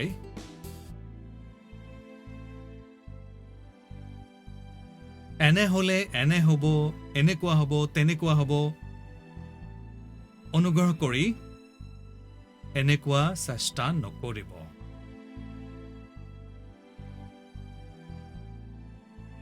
এক প্ৰকাৰে এই পদ্ধতি বৰ সহজ যেন লাগিব পাৰে কিন্তু ইয়াৰ পৰা এক প্ৰকাৰ নেগেটিভ মোটিভেশ্যনৰ সম্ভাৱনা বাঢ়ি যায় যি মুহূৰ্ততে আপুনি উৎসাহ বঢ়োৱা বুলি ভাবিলে সেয়া শেষ হৈ যায় ল'ৰাটোৰ মোটিভেশ্যনো শেষ হৈ যায় আৰু সেইকাৰণে পজিটিভ মোটিভেশ্যন লগে লগে বাৰে বাৰে পজিটিভ ৰিএনফৰ্চমেণ্টৰ ওপৰত জোৰ দি থাকিব লাগে মোটিভেশ্যনৰ যি মন্ত্ৰ ল'ৰা ছোৱালীৰ কাৰণে এক প্ৰকাৰে সি আমাৰ সকলোৰে কাৰণেও সকলো মানুহৰ কাৰণে নমস্কাৰ প্ৰাইম মিনিষ্টাৰ ছাৰ মোৰ নাম তনয় আৰু মই ছালমিয়া ইণ্ডিয়ান মডেল স্কুল কুৱেটৰ ছাত্ৰ ছাৰ মই এটা প্ৰশ্ন আপোনাক সুধিব বিচাৰিছোঁ যে আমি কেনেকৈ নিজকে সাজু কৰিম জীৱন সংগ্ৰামৰ বাবে থেংক ইউ ছাৰ নমো এপত মছুৰী উত্তৰাখণ্ডৰ শ্ৰীমান আশৰফ খানে লিখিছে ছাৰ আমি এতিয়া আমাৰ ডাঙৰ কাজিনছ বা বন্ধুবোৰৰ সৈতে কথা পাতোঁ তেওঁলোকে কয় যে তুমি এতিয়ানো স্কুলৰ জীৱন দেখিছা কিমান কণ জীৱনৰ আচল পৰীক্ষাটো স্কুলৰ পৰা বাহিৰ ওলালেহে হ'ব মোৰ প্ৰশ্ন এয়ে যে আজি আমি নিজকে কাইলৈৰ প্ৰত্যাহ্বানবোৰৰ কাৰণে কেনেকৈ সাজু কৰিম তনয় তুমিতো কুৱেটৰ পৰা মোৰ লগত কথা পাতিছা কিন্তু তনয় কেতিয়াবা কোনোবাই এই কথা মন কৰিছেনে যে তোমাৰ যিটো কণ্ঠ সেইটো গড গিফটেড কেতিয়াবা তোমাৰ মা দেউতাই তোমাৰ বন্ধুসকলে বা তোমাৰ টিচাৰ্ছে এনে কৈছেনে তুমি বাৰু মন কৰিছানে আজি তোমাৰ প্ৰশ্ন শুনাৰ পাছত বাৰু ৰেকৰ্ডেড হয় কিন্তু মই ডাঠি ক'ব পাৰোঁ যে তোমাক এটা বহুত বিশিষ্ট প্ৰকাৰৰ পৰমাত্মাই দিছে কেতিয়াবা সেইটো মন কৰিবা এয়া তোমাৰ বহুত ডাঙৰ সম্পদ হ'বগৈ পাৰে বাৰু মই তনৰ কথালৈ আঁতৰি গুচি গ'লো কিন্তু যি প্ৰশ্ন তুমি সুধিছা প্ৰথম কথাটো হ'ল যে যিসকলে তোমাক এনেকৈ কয় তেওঁলোকৰ কোৱাৰ ধৰণ লাগিলে এনেকুৱাই হওক যে তেওঁলোকে তোমাক উপদেশ দিছে কিন্তু মনৰ ভিতৰৰ সততালৈ যদি চোৱা যায় দেখিবা যে তেওঁ নিজকে হিৰো সজোৱাৰ চেষ্টাহে কৰি আছে নাইবা তেওঁ নিজৰ অসফলতাবোৰ এই কাৰণে ডাঙৰ কৰি দেখুৱাই যাতে তেওঁ এটা এস্কেপ ৰুট বিচাৰি পায় আৰু সেইকাৰণে তেওঁ দেখুৱায় যে তেওঁৰ সন্মুখত বহুত ডাঙৰ ডাঙৰ প্ৰত্যাহ্বান আছে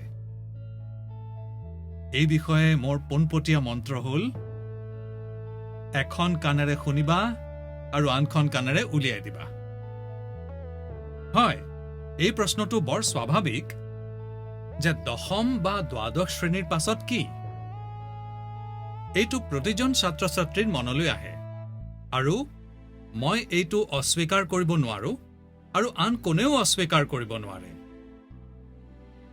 বহুতৰ কাৰণে এই প্ৰশ্নটো চিন্তা আৰু নিৰাশা আনি দিয়া হ'ব পাৰে। দুৰ্ভাগ্যবশতঃ আজিৰ এই চিকমিকনি ভৰা যুগত চেলিব্ৰিটিক কালচাৰৰ কাৰণে আৰু তাৰ প্ৰভাৱ পৰাৰ কাৰণে ষ্টুডেণ্ট লাইফত এনে এটা ধাৰা আহি পৰিছে যে যি টিভিত দেখা যায়, যাৰ বাতৰি কাকতত আলোচনা হয়, এনেকুৱা এজন হ'ব লাগিব। এইটো বেয়া কথা নহয়, কিন্তু ই জীৱনৰ সত্যবোৰৰ পৰা বহুত দূৰৈত। এই যে প্ৰচাৰ মাধ্যমবোৰৰ পৰা হাজাৰ হাজাৰ মানুহ আমাৰ সন্মুখলৈ আহে, পৃথিৱীখন ইমান সৰু নহয়। ইমান ডাঙৰ বিশ্ব ব্যৱস্থা, ইমান দীঘল মানৱ ইতিহাস, ইমান দ্ৰুতভাৱে হোৱা পৰিৱৰ্তনে বহুতো প্ৰকাৰৰ সুযোগ আমালৈ লৈ আহে। জীৱনৰ সত্যতা হ'ল এয়ে যে যিমান মানুহ আছে সিমান বিভিন্নতা আছে, যিমান মানুহ আছে সিমানেই সুযোগো আছে। আমি আমাৰ জিজ্ঞাসাৰ পৰিসৰ বহুত বহল কৰি তুলিব লাগিব। তাক বিকশিত কৰি তোলাৰ প্ৰয়োজনীয়তা আছে। আৰু সেইকাৰণে এইটো আৱশ্যক যে 10ম শ্ৰেণীত, দ্বাদশ শ্ৰেণীত তুমি তোমাৰ চাৰিওফালৰ জীৱন অবজাৰ্ভ কৰিবলৈ শিকা। তোমাৰ চাৰিওফালে ইমানবোৰ প্ৰফেশ্যন আছে, নেচাৰ অফ জবছ আছে, আৰু সলনি হৈ থকা নেচাৰ অফ জবছ আছে। নিজকে ট্ৰেইন কৰা, তোমাৰ স্কিল বঢ়োৱা আৰু তাৰ সুবিধা লোৱা। কেৰিয়াৰ নিৰ্বাচন কৰোঁতে এটা কথা এইটোও হয় যে বহুতো লোকে জীৱনত ইজি ৰুট বিচাৰি ফুৰে। বহুত সোনকালে বাহ পাব লাগে, আৰ্থিক ৰূপত ডাঙৰ ষ্টেটাছ হৈ উঠিব লাগে। এই ইচ্ছা জীৱনত কেতিয়াবা কেতিয়াবা, সদায় নহয় কিন্তু কেতিয়াবা কেতিয়াবা অন্ধকাৰৰ আৰম্ভণি কৰাৰো কাৰণ হৈ পৰে। তেতিয়া এই অৱস্থা হয় য'ত সপোন থকা আৰু দেখা অলপ ভাল লাগে। সপোনত নিজকে পাহৰি থাকি ভাল লাগে। সপোন দেখাটো ভাল, কিন্তু সপোনকে সাৱটি ধৰি বহি থকা আৰু সপোনৰ কাৰণে শুই থকা, এইটোতো ঠিক নহয়। সপোনৰ পৰা আগুৱাই গৈ নিজৰ সপোন সাকাৰ কৰাৰ সংকল্প, এইটো বৰ গুৰুত্বপূৰ্ণ। তুমি ভাবিব লাগিব যে তোমাৰ কোনটো তেনে সপোন আছে যিটোক তুমি জীৱনৰ সংকল্প কৰি ল'ব খোজা। যেতিয়াই তুমি এই সংকল্প লৈ ল'বা, তুমি সন্মুখৰ পথ সিমানেই পৰিষ্কাৰ দেখা পাবা। মাননীয় প্ৰধানমন্ত্ৰী মহোদয়, নমস্কাৰ। ক্ষমা কৰিব, মোৰ প্ৰশ্নটো পৰীক্ষাৰ ওপৰত আধাৰিত নহয়, গতিকে অনুগ্ৰহ কৰি ইয়াৰ বাবে নাহাঁহিব। আজিকালি ল'ৰা ছোৱালীবোৰে সঠিকভাৱে খাব নিবিচাৰে। সকলো সময়তে কেৱল চিপছ, চকলেট আৰু জাংক ফুডেই খাব বিচাৰে। আপুনি অনুগ্ৰহ কৰি কওক যে আমি ইয়াৰ বাবে কি কৰাটো উচিত। এই প্ৰকাৰৰ আৰু কেইটামান প্ৰশ্নও মোৰ ওচৰত আছে, আৰু এইবোৰ নৰেন্দ্ৰ মোদী এপত ছত্তীশগড় ৰায়পুৰৰ পৰা সুনীতা পলজীয়ে লিখিছে। ছাৰ, আমাৰ ল'ৰা ছোৱালীবোৰক আমি যি টিফিন দিওঁ, সিহঁতে সেই খাদ্যবোৰ নাখায় আৰু সদায় ফাষ্ট ফুড খাবলৈ জেদ কৰে। অনুগ্ৰহ কৰি এই বিষয়ে আমাক পৰামৰ্শ দিয়ক। মই বুজিব পৰা নাই যে মই এই সকলোবোৰ প্ৰশ্ন শুনি মিচিকিয়াই হাঁহো নে জোৰকৈ হাঁহি দিওঁ। যদি এই বিষয়ত আমি মনোবৈজ্ঞানিক ৰূপে আগবাঢ়োঁ তেন্তে হয়তো ইয়াৰ সমাধান সহজ হৈ পৰিব। আমাৰ যি ট্ৰেডিশ্যনেল খোৱা বোৱাৰ বস্তু আছে মনোবৈজ্ঞানিক ৰূপে সেইবোৰৰ প্ৰতি আমি সহজভাৱে এক গৌৰৱ জগাই তোলো আহক। এইবোৰৰ যি বিশেষত্ব আছে তাৰ বিষয়ে কথা পাতোঁ। আহাৰ ৰন্ধাৰ আমাৰ যি প্ৰক্ৰিয়া আছে পাকঘৰৰ যিবোৰ এক্টিভিটিজ আছে সেইবোৰ ঘৰৰ বাকী সদস্যসকলে জনা উচিত যে কিমান কষ্ট কৰাৰ পিছত আহাৰ তৈয়াৰ হয়। ল'ৰা-ছোৱালীৰ আগতো এই সকলোবোৰ কথা আলোচনা কৰা উচিত। কেনেকৈ আহাৰ ৰন্ধা হয়, কিমান সময় লাগে, কিমান ইনগ্ৰিডিয়েণ্টছ থাকে, তেওঁলোকে উপলব্ধি কৰিব যে কিমান যত্নেৰে এই কামবোৰ কৰিব লাগে আৰু তেতিয়াহে গৈ মোৰ থালি পূৰ হয়। দ্বিতীয়তে, আজিৰ যুগত খোৱা বোৱাৰ বহুতো ৱেবছাইট আছে। হেলদি ফুডৰো কোনো অভাৱ নাই। বাৰু আমি এওঁলোকৰ পৰাও তথ্য গোটাই লৈ এনেকুৱা বস্তুবোৰ লৈ কিবা এটা গেম ডেভেলপ কৰিব পাৰোঁ নেকি যি আমি সপ্তাহত এবাৰ খেলিব পাৰোঁ? যেনে গাজৰ, কেৰট, তাৰ ইম্পৰ্টেঞ্চৰ ওপৰত আমি কওঁ, তাৰ কি উপকাৰিতা আছে, কি লাভ আছে, কি নিউট্ৰিয়েণ্টছ থাকে, এনে কৰি চাওকচোন। দ্বিতীয়তে, আমাৰ সকলোৰে ঘৰৰ যি ফেমিলি ডক্টৰ আছে সেই ডাক্তৰ এক প্ৰকাৰৰ বন্ধুৱেই। যেতিয়াই তেওঁ ঘৰলৈ আহে তেতিয়া তেওঁৰ কথা সম্পূৰ্ণ পৰিয়ালে শুনে যে এই প্ৰকাৰে খোৱাৰ কি মহত্ব আছে, নিউট্ৰিয়েণ্টছ ক'ৰ পৰা পোৱা যায়, কি খাব লাগে।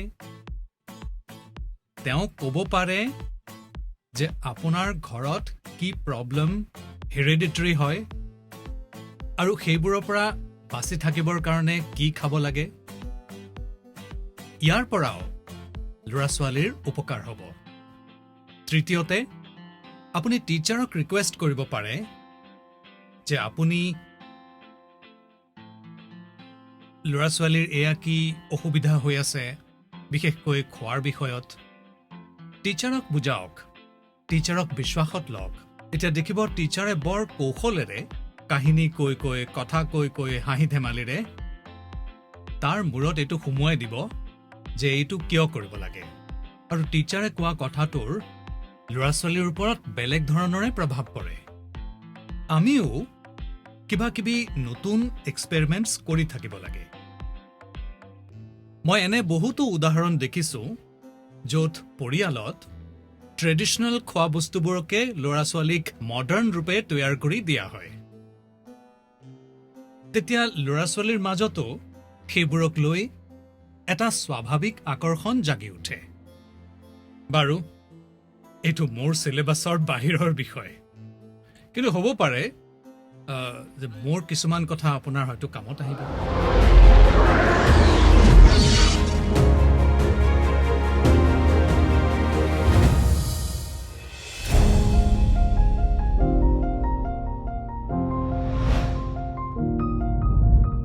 দিব্যাংকা, নমস্কাৰ। দিব্যাংকা, কি পঢ়া তুমি? হয় ছাৰ, মই কমাৰ্চৰ ছাত্ৰী। আৰু পুষ্কৰতেই থাকা নেকি? হয় ছাৰ। তেনে পুষ্কৰৰ কিবা পবিত্ৰ বস্তুৰ বৰ্ণনা মোক দিবানে? মই শুনিবৰ কাৰণে ক'বানে কিবা? পুষ্কৰত একমাত্ৰ ব্ৰহ্মা মন্দিৰ আছে। অঁ, আৰু পুষ্কৰ ৰাজ হৈছে ৬৮খন তীৰ্থস্থানৰ গুৰু। আচ্ছা, ব্ৰহ্মাৰনো কি ৰোল আছে? হয়, তেওঁৱেই পৃথিৱীখনৰ সৃষ্টি কৰিছিল। আচ্ছা আচ্ছা, কোৱাচোন দিব্যাংকা, কি প্ৰশ্ন আছিল তোমাৰ মনত? ছাৰ, মোৰ এনে কেইজনমান বন্ধু আছে যাৰ মেমৰি একেবাৰে এভাৰেজ। তেওঁলোকে যিকোনো বিষয় এটা যিমান পঢ়িলেও পৰীক্ষাত সেয়া মনত ৰাখিব নোৱাৰে। ছাৰ, তেওঁলোকে এনে কি কৰা উচিত যাৰ দ্বাৰা সেই বিষয়বোৰ মনত থাকি যায়? আচ্ছা, তেন্তে তোমাক মেমৰিৰ বনৌষধি লাগে হয় ছাৰ চোৱা দিব্যাংকা তুমি সকলোতকৈ আগতে নিজৰ ডিকশ্যনেৰীৰ পৰা এই শব্দটো ডিলিট কৰি দিয়া তুমি নাভাবিবাই যে তোমাৰ ওচৰত মনত ৰখাৰ শক্তি নাই যদি তুমি নিজৰ লগত জড়িত কিছুমান ঘটনালৈ চোৱা তেন্তে তুমি বুজি পাবা যে বাস্তৱতে তোমাৰ বহুতো কথা মনত থাকে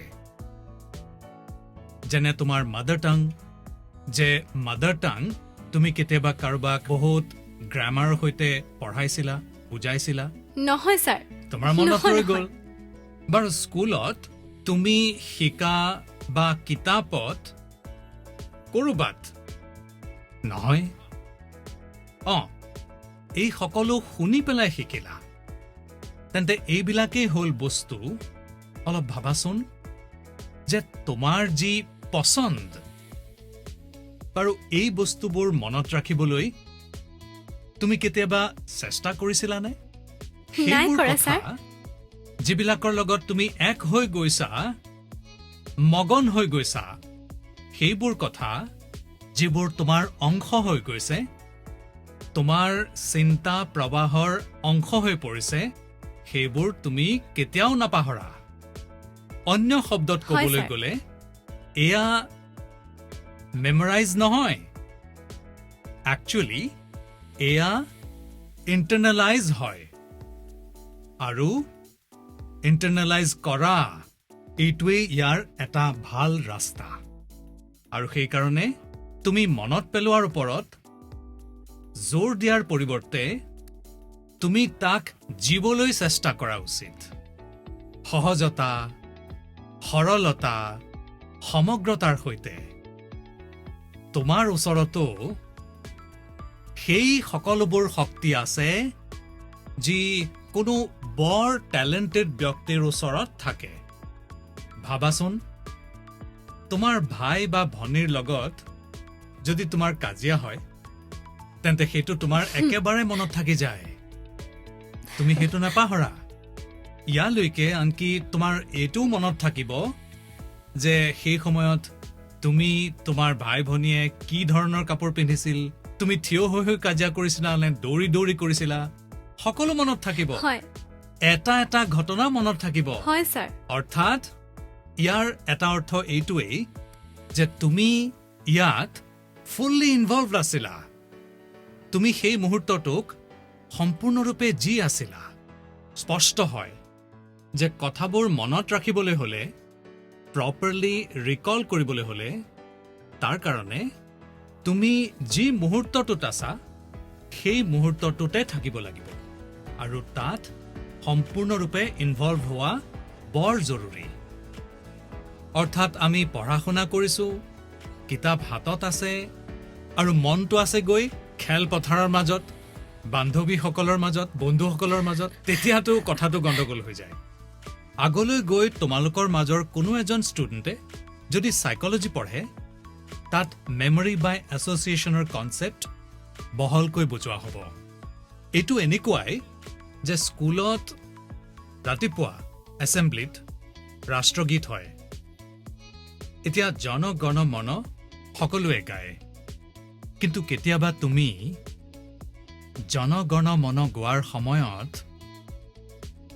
তুমি সেই ৰাষ্ট্ৰগীতটোৰ লগত দেশখনত ভ্ৰমণ কৰিছানে তুমি তাৰ লগত যি শব্দবোৰ আহে সেই শব্দবোৰৰ লগত নিজকে ভিজুৱেলাইজ কৰিব পাৰিছানে নাই পৰা পঞ্জাৱক গুজৰাটক মহাৰাষ্ট্ৰক বংগক মনৰ ভিতৰতে ৰাষ্ট্ৰগীত গোৱাৰ সময়ত ট্ৰেভেল কৰিছানে তোমাৰ একেবাৰতে মনত পৰিবলৈ আৰম্ভ হৈ যাব মনটোৱেই ভিজুৱেলাইজ কৰিব যেতিয়া তোমাৰ ভালদৰে মনত পৰি যাব ইয়াৰটো আৰু এটা উপকাৰিতা হ'ব তুমি এই দেশখনৰ লগতো একাকাৰ হৈ যাব ধৰিবা অৰ্থাৎ ইনভলভ ইণ্টাৰনেলাইজ এছ'চিয়েট আৰু ভিজুৱেলাইজ মেমৰিক শ্বাৰ্প কৰিবৰ কাৰণে এই ফৰ্মুলাটোলৈ তুমি আগবাঢ়ি যাব পাৰা মই তোমালোকক আৰু এটা উদাহৰণ দিওঁ তোমাৰ ওচৰত নোটবুকছ থাকে বেলেগ বেলেগ বিষয়ৰ কিতাপ থাকে তুমি যেতিয়াই ঘৰৰ পৰা ওলোৱা এইটো সিদ্ধান্ত কৰি ওলাবা যে বেগত এই নম্বৰত এই বিষয়ৰ নোটবুক আছে আৰু এই নম্বৰত এই বিষয়ৰ কিতাপ আছে 4 নম্বৰত থাকিব পাৰে 3 নম্বৰত থাকিব পাৰে আৰু তুমি যদি 3 নম্বৰত হিষ্ট্ৰী কিতাপ ৰাখিছা 5 নম্বৰত ভূগোলৰ কিতাপ ৰাখিছা যেতিয়া তুমি হিষ্ট্ৰী কিতাপ উলিয়াবলৈ যাবা তেতিয়া চকু বন্ধ কৰি 3 নম্বৰৰ পৰা কিতাপ উলিয়াবা তুমি চাবা তোমাৰ কনফিডেন্স লেভেল কিমান বাঢ়ি যাব বাৰু মোৰ ভাল লাগিল তোমাৰ লগত কথা পতাৰ সুযোগ পালো আৰু মই হয় ৰাজস্থানৰ লোকসকলকো আৰু পুষ্কৰৰ পবিত্ৰ মাটিকো আজি ইয়াৰ পৰা নমন কৰিছো বহুত ধন্যবাদ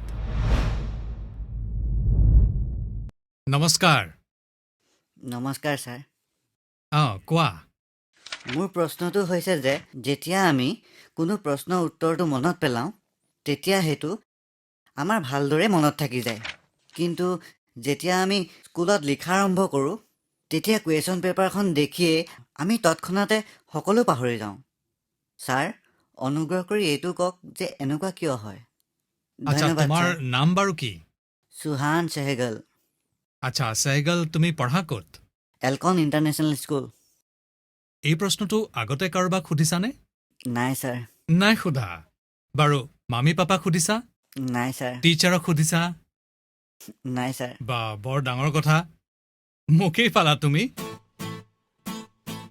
কিন্তু তোমাৰ প্ৰশ্ন মই ভাবো সৰহভাগ বিদ্যাৰ্থীৰ মনতে থাকে যেতিয়া ময়ো তোমাৰ দৰে পঢ়িছিলো নহয় এই কথাটোতো মনলৈ আহিছিল যে ক'ব নোৱাৰো কিয়নো মোৰ মনত নাথাকে চোৱা পৰীক্ষা হললৈ যোৱাৰ সময়ত তুমি তোমাৰ মনটোক একেবাৰে শান্ত কৰি যোৱা উচিত মই এতিয়া তোমাক টিভি স্ক্ৰীণত দেখি আছো ইমান শান্ত তোমাৰ চেহেৰা ইমান বিশ্বাসৰ সৈতে তুমি বহি আছা হাঁহিও আছা এই যি অৱস্থা নহয় এক্সামিনেশ্যনলৈ যাবা নহয় তেতিয়াও এনেকৈ থাকিবা কেতিয়াও নাপাহৰা তুমি তোমাৰ মন যদি অশান্ত হৈ থাকে চিন্তাত থাকে তুমি যদি ভয় কৰি থাকা তেন্তে এই কথাটোৰ সম্ভাৱনা বহুত বেছি হ'ব যে যেতিয়াই তুমি কুৱেশ্যন পেপাৰখন দেখিবা কিছু সময়ৰ কাৰণে তুমি সকলো পাহৰি যাবা ইয়াৰ আটাইতকৈ ভাল উপায় হ'ল এইটোৱেই যে তুমি তোমাৰ সকলো টেনশ্যন পৰীক্ষা হলৰ বাহিৰত এৰি থৈ অহা উচিত আৰু তুমি এইটো ভবা উচিত যে যিমান প্ৰস্তুতি তুমি কৰিব লাগিছিল তুমি কৰি লৈছা আৰু তোমাৰ ফ'কাছ প্ৰশ্নবোৰৰ ভাল উত্তৰ দিয়াতহে হ'ব লাগে তুমি এই কথাটোলৈও ভয় নকৰিবা যে কিবা নতুন আহি গ'লে কি হ'ব কিবা এনেকুৱা এটা আহি যায় যিটো তুমি পঢ়াই নাই তেতিয়া কি হ'ব আৰু মই সকলোকে কওঁ পৰীক্ষাৰ টেনশ্যন কম কৰিবৰ কাৰণে টেনশ্যন নোলোৱাকৈ পৰীক্ষা দিবৰ কাৰণে বহুতবোৰ এক্টিভিটিজ বহুতবোৰ উপায় তোমাৰ এক্সাম ৱাৰিয়াৰ বুকতে দিয়া আছে আৰু এতিয়াও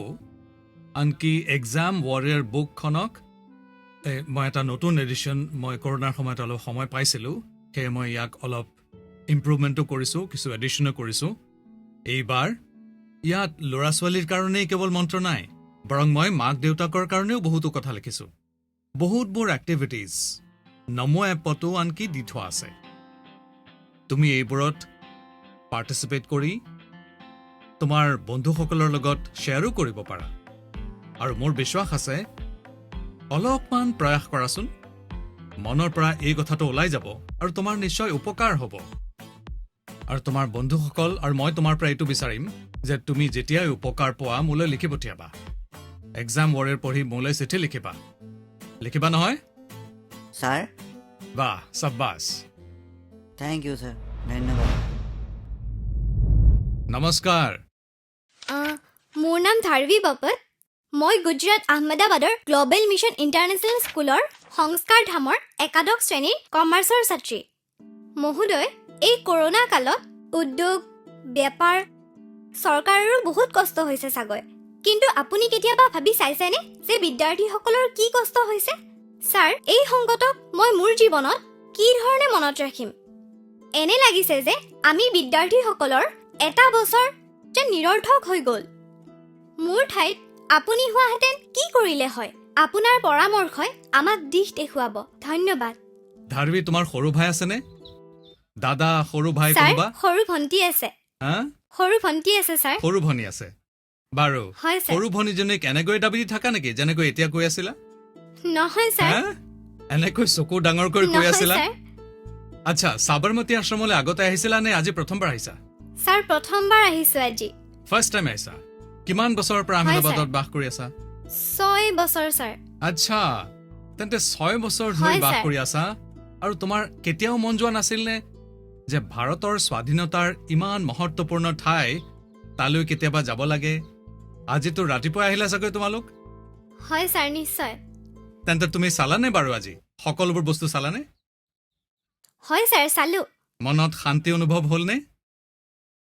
হয় ছাৰ, বহুত মানসিক শান্তি পালো। চোৱা, গৈ পেলাই তোমাৰ সংস্কাৰ ধামৰ বন্ধুসকলকো কোৱাগৈ যে সাবৰমতী আশ্ৰমলৈ যাব লাগে আৰু তোমাৰ পৰিয়াল আৰু হয়। বন্ধুসকলকো ক'বা যে সাবৰমতী আশ্ৰমলৈ যাব হয়, লাগে ছাৰ। আৰু তাৰ সেই শান্তি অনুভৱ কৰিব লাগে। নিশ্চয় ছাৰ। কিছুপৰ মৌন হৈ তাতে বহিব লাগে। কৰিবানে? হয় ছাৰ। আচ্ছা, বাৰু এতিয়া তোমাৰ প্ৰশ্নটোলৈ আহোঁ। মইতো একেবাৰে ধাৰ্মিক উপদেশ দিবলৈ লাগি গৈছিলোঁ। চোৱা, তোমাৰ কথা একেবাৰেই সঁচা। আৰু য'ত কৰোনাৰ প্ৰশ্ন আহে, মইতো ইয়াক এই ৰূপত চাব খোজোঁ যে ভুলটো তুমি কৰা নাই, কিন্তু তাৰ কুফলবোৰহে তুমি ভুগিবলগীয়া হৈছে। এইটো তোমাৰ কাৰণে জীৱনৰ এটা নতুন শিকনি যে বহুবাৰ জীৱনত বহুতো হঠাতে হোৱা ঘটনা আহে, অকল্পনীয় ঘটনা আহে, আৰু এই ঘটনাবোৰৰ ওপৰত তোমাৰ কোনো নিয়ন্ত্ৰণ নাথাকে। কৰোনাৰ বিষয়তো আমি ক'ব পাৰোঁ যে ল'ৰা ছোৱালীৰ যুৱকসকলৰ যি লোকচান হৈছে সেইটো বৰ ডাঙৰ। সৰুকালৰ বাবেতো এবছৰৰ লোকচান ডাঙৰ অট্টালিকাৰ ভেটিত এটা ফপলা ঠাইৰ দৰে। এই ত্ৰুটিটো দূৰ কৰা সহজ নহয়। স্কুল এজ মানে হহা, খেলা, মাটি লৈ খেলা, মাটি ছটিওৱা, গৰম, ঠাণ্ডা, বৰষুণ, প্ৰতিটো বস্তুৰ আনন্দ। বন্ধুসকলৰ লগত, ক্লাছৰুমত টিচাৰ্ছৰ লগত গল্প কৰা, কথা পতা, ঘৰৰ সৰু সৰু ঘটনাবোৰ এই চাৰিওফালে গৈ কৈ দিয়া, সেইবোৰৰ মাজত থকা এই সকলোবোৰ জীৱনৰ বিকাশ যাত্ৰাৰ কাৰণে বৰ অনিবাৰ্য হয়। এই সকলোবোৰ বস্তুৰ পৰা তুমি সহজেই কিমানবোৰ কথা শিকিব পাৰা। তোমাৰো নিশ্চয় লাগিছেই কৰোনা কালৰ আগৰ সময়বোৰ তুমি যদি মনত পেলোৱা তেন্তে হয়তো ভাবিছা যে কিমানবোৰ মিছ কৰিছা। কিন্তু কৰোনাৰ কালত যদি বহুতো কিবা হেৰুৱাইছা তেন্তে বহুত কিবা পাইছাও। কৰোনাৰ পৰা সৰ্বপ্ৰথম শিক্ষাটো এইটোৱেই যে তুমি যিটো বস্তুক যি সকল মানুহক মিছ কৰিছা তেওঁলোকৰ তোমাৰ জীৱনত কিমান ডাঙৰ ভূমিকা আছে এইটো এই কৰোনা কালতে বেছি গম পোৱা গৈছে। তুমি এই কথাটো উপলব্ধি কৰিলা যে কোনো বস্তুকে ফৰ গ্ৰান্টেড ল'ব নালাগে। খেলা ধূলা হওক, স্কুলৰ ফিজিকেল ক্লাছেছ হওক, নাইবা তোমাৰ ঘৰৰ ওচৰৰ পাচলি বেচোতাজন, কাপোৰ ইস্ত্ৰি কৰোতাজন, ওচৰৰ বজাৰৰ দোকানীজন, যিসকল মানুহক যিবোৰ কথা তুমি ৰুটিন বুলি ধৰি লৈছিলা, সেইবোৰ যেতিয়া মিছ কৰা যায় তেতিয়া সেইবোৰৰ মহত্ব আমি সকলোৱে অনুভৱ কৰোঁ। তুমিও এইটো বুজি পাইছা। সেইকাৰণে এই দিশত তুমি অনবৰতে সজাগ হৈ থাকিব লাগে আৰু লাইফ লং এই লেচনটো মনত ৰাখিব লাগে। কৰোনাৰ পাছতো এই কথাবোৰ উপেক্ষা কৰিব নালাগে। লগতে তুমি এইটো কথাও মনত ৰাখিব লাগে যে জীৱনটোক সঁচা অৰ্থত জীৱৰ কাৰণে কিমান কম বস্তুৰ প্ৰয়োজন হয়। দ্বিতীয়তে, এই এটা বছৰত তুমি কিবা প্ৰকাৰে হ'লেও জানি বা নাজানি নিজৰ ভিতৰলৈ জুমি চোৱাৰ, নিজকে জনাৰ এটা সুযোগো পাইছা নিশ্চয়। কৰোনা কালত আৰু এটা কথা এনে হ'ল যে আমি আমাৰ পৰিয়ালৰ এজনে আনজনক বেছি ওচৰৰ পৰা বুজিব পাৰিলোঁ। কৰোনাই ছ'চিয়েল ডিষ্টেন্সিঙৰ কাৰণে বাধ্য কৰিলে, কিন্তু পৰিয়ালৰ ভিতৰত ইম'চনেল বণ্ডিঙকো ই মজবুত কৰিলে। কৰোনা কালে এইটোও শিকালে যে এটা একত্ৰিত পৰিয়ালৰ শক্তি কি হ'ব পাৰে। ঘৰৰ ল'ৰা ছোৱালীৰ জীৱন নিৰ্মাণৰ কাৰণে ইয়াৰ কিমান ডাঙৰ ভূমিকা থাকে। মই বিচাৰোঁ যে ছ'চিয়েল ছায়েন্সৰ মানুহে আমাৰ ইউনিভাৰ্চিটিবোৰত ইয়াৰ ওপৰত ৰিচাৰ্চ কৰক। কৰোনা কালৰ ফেমিলি লাইফৰ ওপৰত ষ্টাডি কৰক।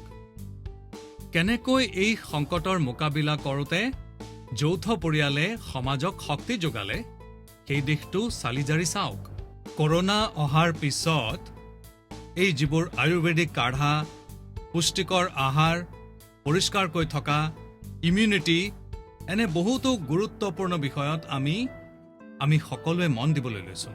এই সকলোবোৰৰ কাৰণে মানুহে যি যি কৰিলে সেইবোৰ যদি আগৰ পৰাই কৰি আহিলেহেঁতেন তেন্তে হয়তো অসুবিধা ইয়াতকৈও কম হ'লহেঁতেন। কিন্তু ভাল কথা, এতিয়া এই পৰিৱৰ্তনক মানুহে নিজৰ জীৱনৰ অংগ কৰি লৈছে, আৰু সেইকাৰণে মই এইটোৱেই কওঁ যে এইটো বৰ ডাঙৰ কথা যে পৰিয়ালৰ ল'ৰা ছোৱালীয়ে এনে গম্ভীৰ দিশবোৰৰ বিষয়ে চিন্তা কৰিছে। আপুনিও ধন্যবাদ বাছা, ধন্যবাদ। নমস্কাৰ। প্ৰতি মাননীয় প্ৰধানমন্ত্ৰী মহোদয়, সকলো অসমবাসী ৰাইজৰ তৰফৰ পৰা মই অভিনন্দন জ্ঞাপন কৰিলোঁ। মাননীয় প্ৰধানমন্ত্ৰী মহোদয়, মই কৃষ্টি শইকীয়া, কেন্দ্ৰীয় বিদ্যালয় IIT গুৱাহাটীৰ 10মান শ্ৰেণীৰ ছাত্ৰী। সদৌ অসমবাসী ৰাইজৰ তৰফৰ পৰা আপোনাক প্ৰণাম জনাইছোঁ। ছাৰ, নতুন প্ৰজন্মৰ এগৰাকী ছোৱালী হিচাপে আমি আমাৰ পেৰেণ্টছ আৰু আমাৰ মাজৰ জেনেৰেশ্যন গেপটোক সদায় দূৰ কৰিব বিচাৰোঁ। প্ৰাইম মিনিষ্টাৰ ছাৰ, আমি এয়া কেনেকৈ কৰিব পাৰিম? অনুগ্ৰহ কৰি পথ দেখুৱাওক। কি নাম ক'লা তুমি? ছাৰ, কৃষ্টি শইকীয়া। বাৰু, তোমাৰ প্ৰশ্নটোতো বৰ ভাল। এগৰাকী ছাত্ৰীৰূপে তুমি যিটো প্ৰশ্ন সুধিছা তাৰ কাৰণে মই তোমাক বৰ প্ৰশংসা কৰিছোঁ। এইটোৱে বুজায় যে তুমি এই বিষয়টোলৈ কিমান সংবেদনশীল। তুমি কেৱল এই বিষয়টো যে বুজি পাইছা তেনে নহয়, বৰং দুটা পুৰুষৰ মাজৰ জেনেৰেশ্যন গেপ যাতে কম হয় তাৰ বাবেও প্ৰয়াস কৰিছা। কিন্তু মই পেৰেণ্টছৰ সৈতে এই বিষয়ে কথা পাতিব খোজোঁ। এটা কথা যিটো মাক দেউতাকে ডিচাইড কৰিব লাগিব যে তেওঁলোক বাৰু বুঢ়া বয়সৰ কাৰণে যাব বিচাৰে নে তেওঁলোকে নিজৰ বয়স কম কৰিব বিচাৰে। আৰু তুমিও বাছা, তোমাৰ মা দেউতাক নিশ্চয় এই প্ৰশ্নটো সুধিবা। যদি পেৰেণ্টছে বুঢ়া বয়সৰ ফালে যাব খোজে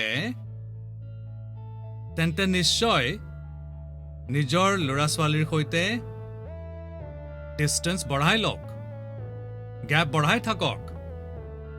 যদি আপুনি নৱজীৱনৰ ফালে আগবাঢ়িব খোজে, নিজৰ বয়স কমাব খোজে, ডেকা হৈ থাকিব খোজে, তেন্তে আপুনি আপোনাৰ ল'ৰা ছোৱালীৰ লগত গেপ কম কৰক, ক্ল'জনেছ বঢ়াওক।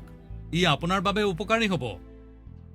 আপুনি মনত পেলাওক, যেতিয়া আপোনাৰ সন্তানটিৰ বয়স 1 বছৰ আছিল তেতিয়া আপুনি তাৰ লগত কেনেদৰে কথা পাতিছিল? তেতিয়া আপুনি তাক হহুৱাবৰ কাৰণে কেনেকুৱা কেনেকুৱা মাত উলিয়াইছিল। আপুনি আপোনাৰ মুখৰ বেলেগ বেলেগ এক্সপ্ৰেছন উলিয়াই কেনেকৈ তাৰ লগত কথা পাতিছিল। এনে কৰোঁতে বাৰু কেতিয়াবা আপুনি ভাবিছিল নে যে কোনোবাই দেখিলে বাৰু কি ক'ব? কেতিয়াবা আপুনি ভাবিছিল নে যে মানুহে আপোনাক এনে কৰা দেখিলে এনেকৈ ক'ব যে চোৱা এওঁ কেনেকুৱা ভংগী কৰিছে, কেনেকুৱা মাত উলিয়াইছে? কেতিয়াবা সেই সময়ত আপুনি এনেকৈ ভাবিছিল নে যে আপোনাৰ সন্তানটিৰ মনত কি চলি আছে? আপুনিও সেই সময়ত আনন্দ পাইছিল, সেইকাৰণে আপুনি তেনে কৰিছিল। আপুনি কালৈকো ভ্ৰূক্ষেপ কৰা নাছিল। অৰ্থাৎ আপুনি সকলোবোৰ বাদ দি নিজেই এটা বাচ্চা হৈ গৈছিল। সন্তানটোৱে খেলিবৰ কাৰণে আপুনি নিজেই খেলনা হৈ গ'ল আৰু সন্তানৰ খেলনাটোৰ লগতো সিমানেই উৎসাহেৰে খেলিলে। আপুনি মনত পেলাওক, কেতিয়াবা আপুনি ঘোঁৰা হৈছিল, কেতিয়াবা সন্তানটিক পিঠিত উঠাই লৈ ফুৰিছিল, কেতিয়াবা কান্ধত বহুৱাই লৈ গোটেই ঘৰটোত ঘূৰি ফুৰিছিল, কেতিয়াবা 4টা ঠেং কৰি খোজ কাঢ়িছিল। সন্তানটোৱে কান্দিলে তাক শান্ত কৰিবলৈ আপুনিও মিছামিছিকৈ কান্দিছিল। তেতিয়া আপুনি একেবাৰে ভবা নাছিল যে কোনোবাই দেখিলে কি ক'ব, ঘৰৰ আনবোৰে কি ক'ব, সমাজে কি ক'ব, বন্ধুবোৰে কি ক'ব, একো ভবা নাছিল। কেতিয়াবা ভাবিছিল নে? আপুনি তাৰ আনন্দ লৈছিল। আৰু এইবোৰ সন্তানৰ 5-6 বছৰলৈকে চলি থাকে। যেতিয়াই সন্তানটো অলপ ডাঙৰ হয় তেতিয়া এটা লেভেলত মেণ্টেলিটি এনেকুৱা হয় যে মাক দেউতাকে সন্তানটিক ডমিনেট কৰিব বিচাৰে, সন্তানটিক প্ৰত্যেকটো কথা শিকাব বিচাৰে। হঠাতে যিজন বন্ধু আছিল তেওঁ এতিয়া বন্ধুৰ সলনি সন্তানটিৰ ইনষ্ট্ৰাক্টৰ হৈ পৰে আৰু কেতিয়াবাতো ইনস্পেক্টৰো হৈ পৰে তেওঁ। বন্ধুসকল, সন্তানে যেতিয়া বাহিৰৰ জগতখনত তাৰ ভৰি দিয়ে তেতিয়া বহুতবোৰ কথা অবজাৰ্ভ কৰিব লাগে। ঘৰত যি দেখিছিল তাতকৈ কিবা বেছি, কিবা বেলেগ, কিবা নতুন কি দেখিবলৈ ধৰে। সেই সময়ত আপোনাৰ এইটো হ'ল এটা সজাগ দায়িত্ব যে সেই নতুন বাতাবৰণত আপোনাৰ সন্তানটি যাতে আৰু অধিক বিকশিত হয়। আৰু ইয়াৰ উত্তম উপায় হ'ল যে আপুনি তাৰ মনৰ লগত মিলি যাওক, তাৰ মনৰ লগতে কৰক আৰু তাৰ প্ৰতিটো কথা ইম'চনেলি এটাচ হৈ শুনক। এনেকুৱা নহয় যে ফোন কৰি আছে আৰু সি কথা কৈ আছে, এনেকুৱা নহয়। ভালদৰে তাৰ সৈতে যোগ দিয়ক। আপুনি যিটো ভাল নাপায়, যদি সেই কাম আপোনাৰ সন্তানে কৰে তেন্তে তাক দাবী নিদিব, ধমকি নিদিব, মাত্ৰ শুনি থাকক। শুনাৰ সময়ত তাৰ এনে লাগিব লাগে যে আপুনি তাক কিমান মৰম কৰে। কিন্তু যিটো কথা ভাল নহয় সেইটো মনতে ৰেজিষ্টাৰ কৰি ৰাখক। আৰু এই গ্ৰ'য়িং এজৰ ল'ৰা ছোৱালীৰ কাৰণে কৰাটো বহুত জৰুৰী হয়।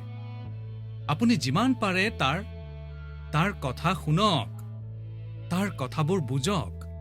আপুনি ইনষ্ট্ৰাক্টৰ হৈ তাক পুৱাৰ পৰা সন্ধিয়ালৈকে কি কৰিব লাগে সেইবোৰ নুবুজাব।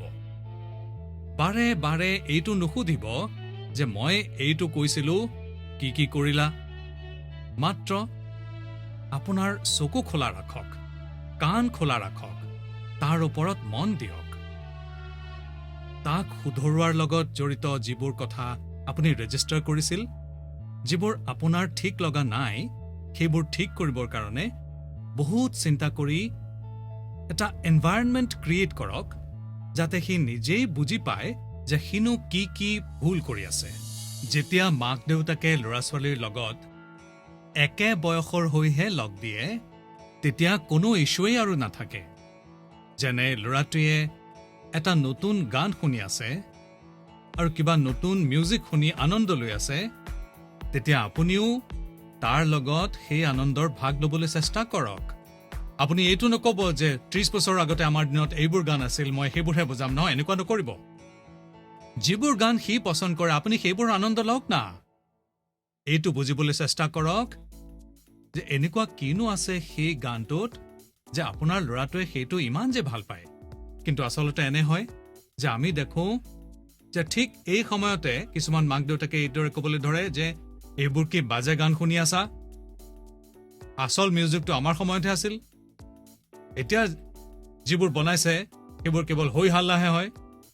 এনেকুৱা হৈছে যে ল'ৰাটোৱে আহি আপোনাক কিবা এটা কথা কয়, সি কয় যে আজি স্কুলত আমি এইটো কৰিলোঁ, তেতিয়া আপুনি আকৌ আপোনাৰ কাহিনীলৈ আৰম্ভ কৰি নিদিয়েতো যে আৰে এইটোতো এনেকুৱাই, কি হ'লনো, কিনো নতুন বস্তু এয়া, এইটোতো এনেকুৱাই।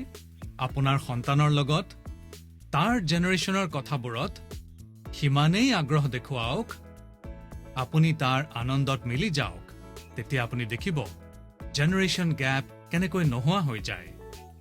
আৰু হয়তো যিটো কথা আপুনি ক'ব খুজিছে সেইটো সি বুজিও পাবলৈ ধৰিব।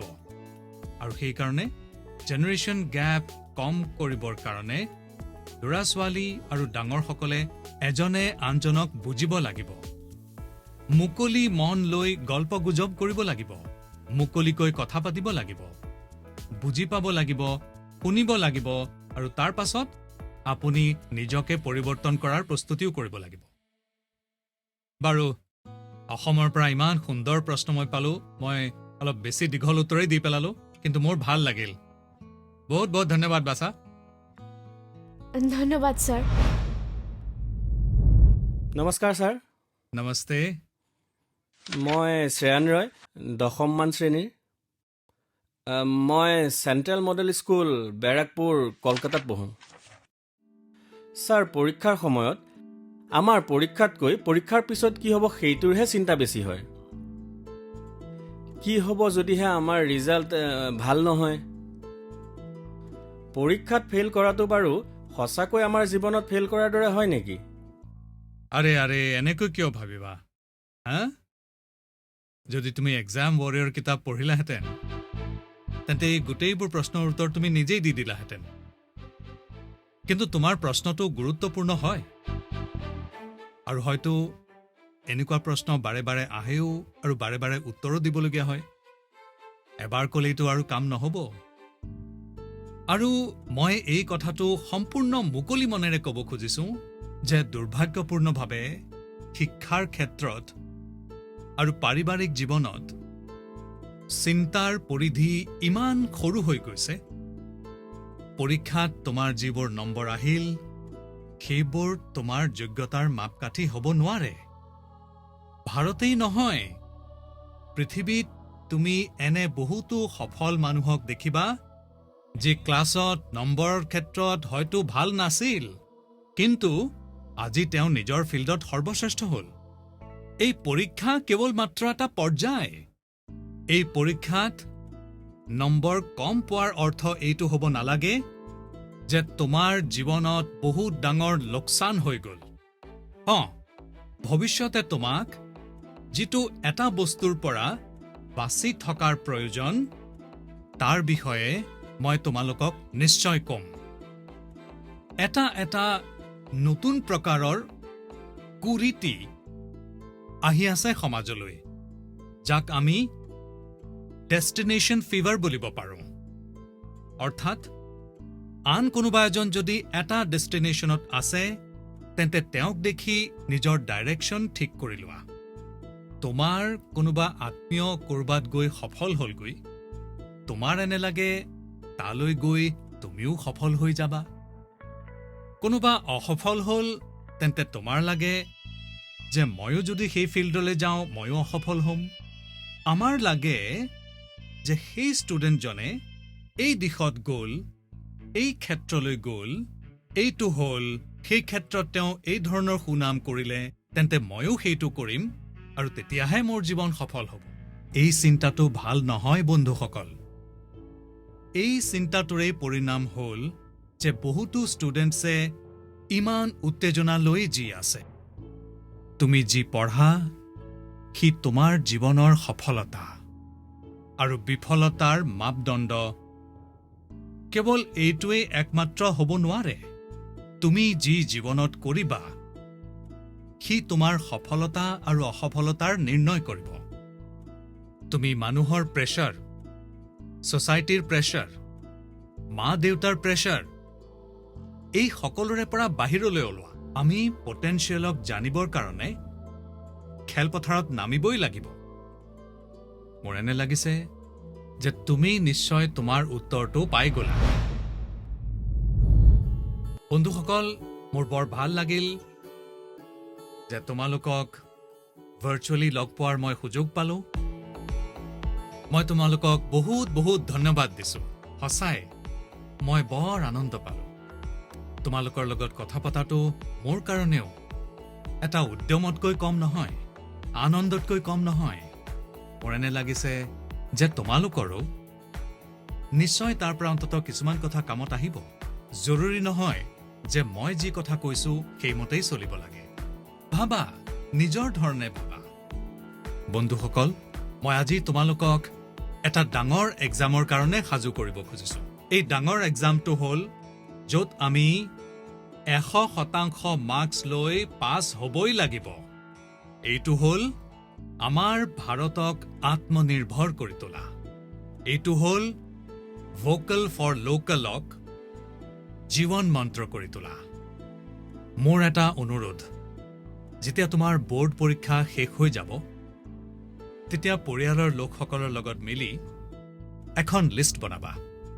ৰাতিপুৱাৰ পৰা আৰম্ভ কৰি ৰাতিলৈকে তুমি যিবোৰ বস্তু ব্যৱহাৰ কৰি আছা সেইবোৰৰ ভিতৰত কিমানবোৰ বস্তু বিদেশৰ মাটিত তৈয়াৰ কৰা হৈছে আৰু কিমানবোৰ বস্তুত ভাৰত মাতাৰ মাটিৰ সুগন্ধ আছে, কিমানবোৰ বস্তু কোনো দেশবাসীৰ কষ্টেৰে নিৰ্মিত হৈছে। ইয়াৰ উপৰিও এক্সামৰ পাছত কৰিবৰ কাৰণে এটা টাস্ক তোমালোকক দিব খুজিছো। তোমালোক সকলোৱে জানা যে আমাৰ দেশে স্বাধীনতাৰ ৭৫ বছৰৰ উপলক্ষে স্বাধীনতাৰ অমৃত মহোৎসৱ পালন কৰি আছে। অমৃত মহোৎসৱত আমাৰ স্বাধীনতা সংগ্ৰামীসকলৰ বিষয়ে তোমালোক সকলোৱে জানা, স্বাধীনতা সংগ্ৰামৰ বিষয়ে জানা। ইয়াৰ কাৰণে দেশে এটা অভিযান আৰম্ভ কৰিছে। তোমালোকে এই অভিযানত যোগ দিব লাগিব। তোমালোকে নিজৰ ৰাজ্যৰ স্বাধীনতাৰ সংগ্ৰামৰ লগত জড়িত ৭৫টা ঘটনা বিচাৰি উলিওৱা। এয়া কোনো ব্যক্তিৰ সংঘৰ্ষৰ লগত জড়িত হ'ব পাৰে, কোনো ক্ৰান্তিবীৰৰ লগত জড়িত হ'ব পাৰে। এই ঘটনাবোৰ তুমি তোমাৰ মাতৃভাষাত বিশদভাৱে লিখিবা। ইয়াৰ উপৰিও হিন্দী, ইংলিছত লিখিব যদি পাৰা তেতিয়াও বৰ ভাল হ'ব। তোমালোকে এইটোক বছৰজোৰা প্ৰজেক্ট কৰি লোৱা আৰু ডিজিটেল ৰূপত এইটো কেনেকৈ কৰা যায় ইয়াৰ কাৰণে তোমাৰ টিচাৰ্ছৰ পৰাও গাইডেন্স ল'বা। তুমি তোমাৰ টিচাৰ্ছৰ সৈতে কথা পাতা, তোমাৰ পেৰেণ্টছৰ লগত, ককা আইতাৰ লগত কথা পাতা। তুমি কি কৰিব পাৰা তাৰ ওপৰত আলোচনা কৰা। বন্ধুসকল, গুৰুদেৱ ৰবীন্দ্ৰনাথ ঠাকুৰে লিখিছে, মই সপোন দেখিলো যে জীৱন আনন্দ। মই জাগি উঠিলো তেন্তে পালো যে জীৱন সেৱা। মই সেৱা কৰিলো আৰু পালো যে সেৱাতেই আনন্দ আছে। তোমালোকে নিজেও চোৱা, যেতিয়া আমাৰ ইচ্ছাবোৰ, আমাৰ লক্ষ্য দেশৰ সেৱাৰ লগত এক হৈ যায় তেতিয়া আমি কোটি কোটি জীৱনৰ লগত এক হৈ যাওঁ। সেইকাৰণে ডাঙৰ সপোন দেখিব লাগে, দেশৰ কাৰণে ভাবিব লাগে। মোৰ সম্পূৰ্ণ বিশ্বাস আছে তোমালোকে এই এক্সাম বৰ ভাল মাৰ্কছ লৈ পাছ কৰিবা। তাৰ পাছত জীৱনত বহুত আগলৈ যাবা। সেইকাৰণে খুব পঢ়া, খুব খেলা, খুব ধেমালি কৰা। ৰিজাল্টৰ পাছত মোলৈ তোমালোকৰ বাৰ্তাও নিশ্চয় পঠিয়াবা। মই অপেক্ষা কৰিম। এই শুভকামনাৰ সৈতে সকলো মোৰ ডেকা বন্ধুসকলক আৰু সৰু সৰু বন্ধুসকলক বহুত বহুত ধন্যবাদ। অনেক অনেক শুভকামনা।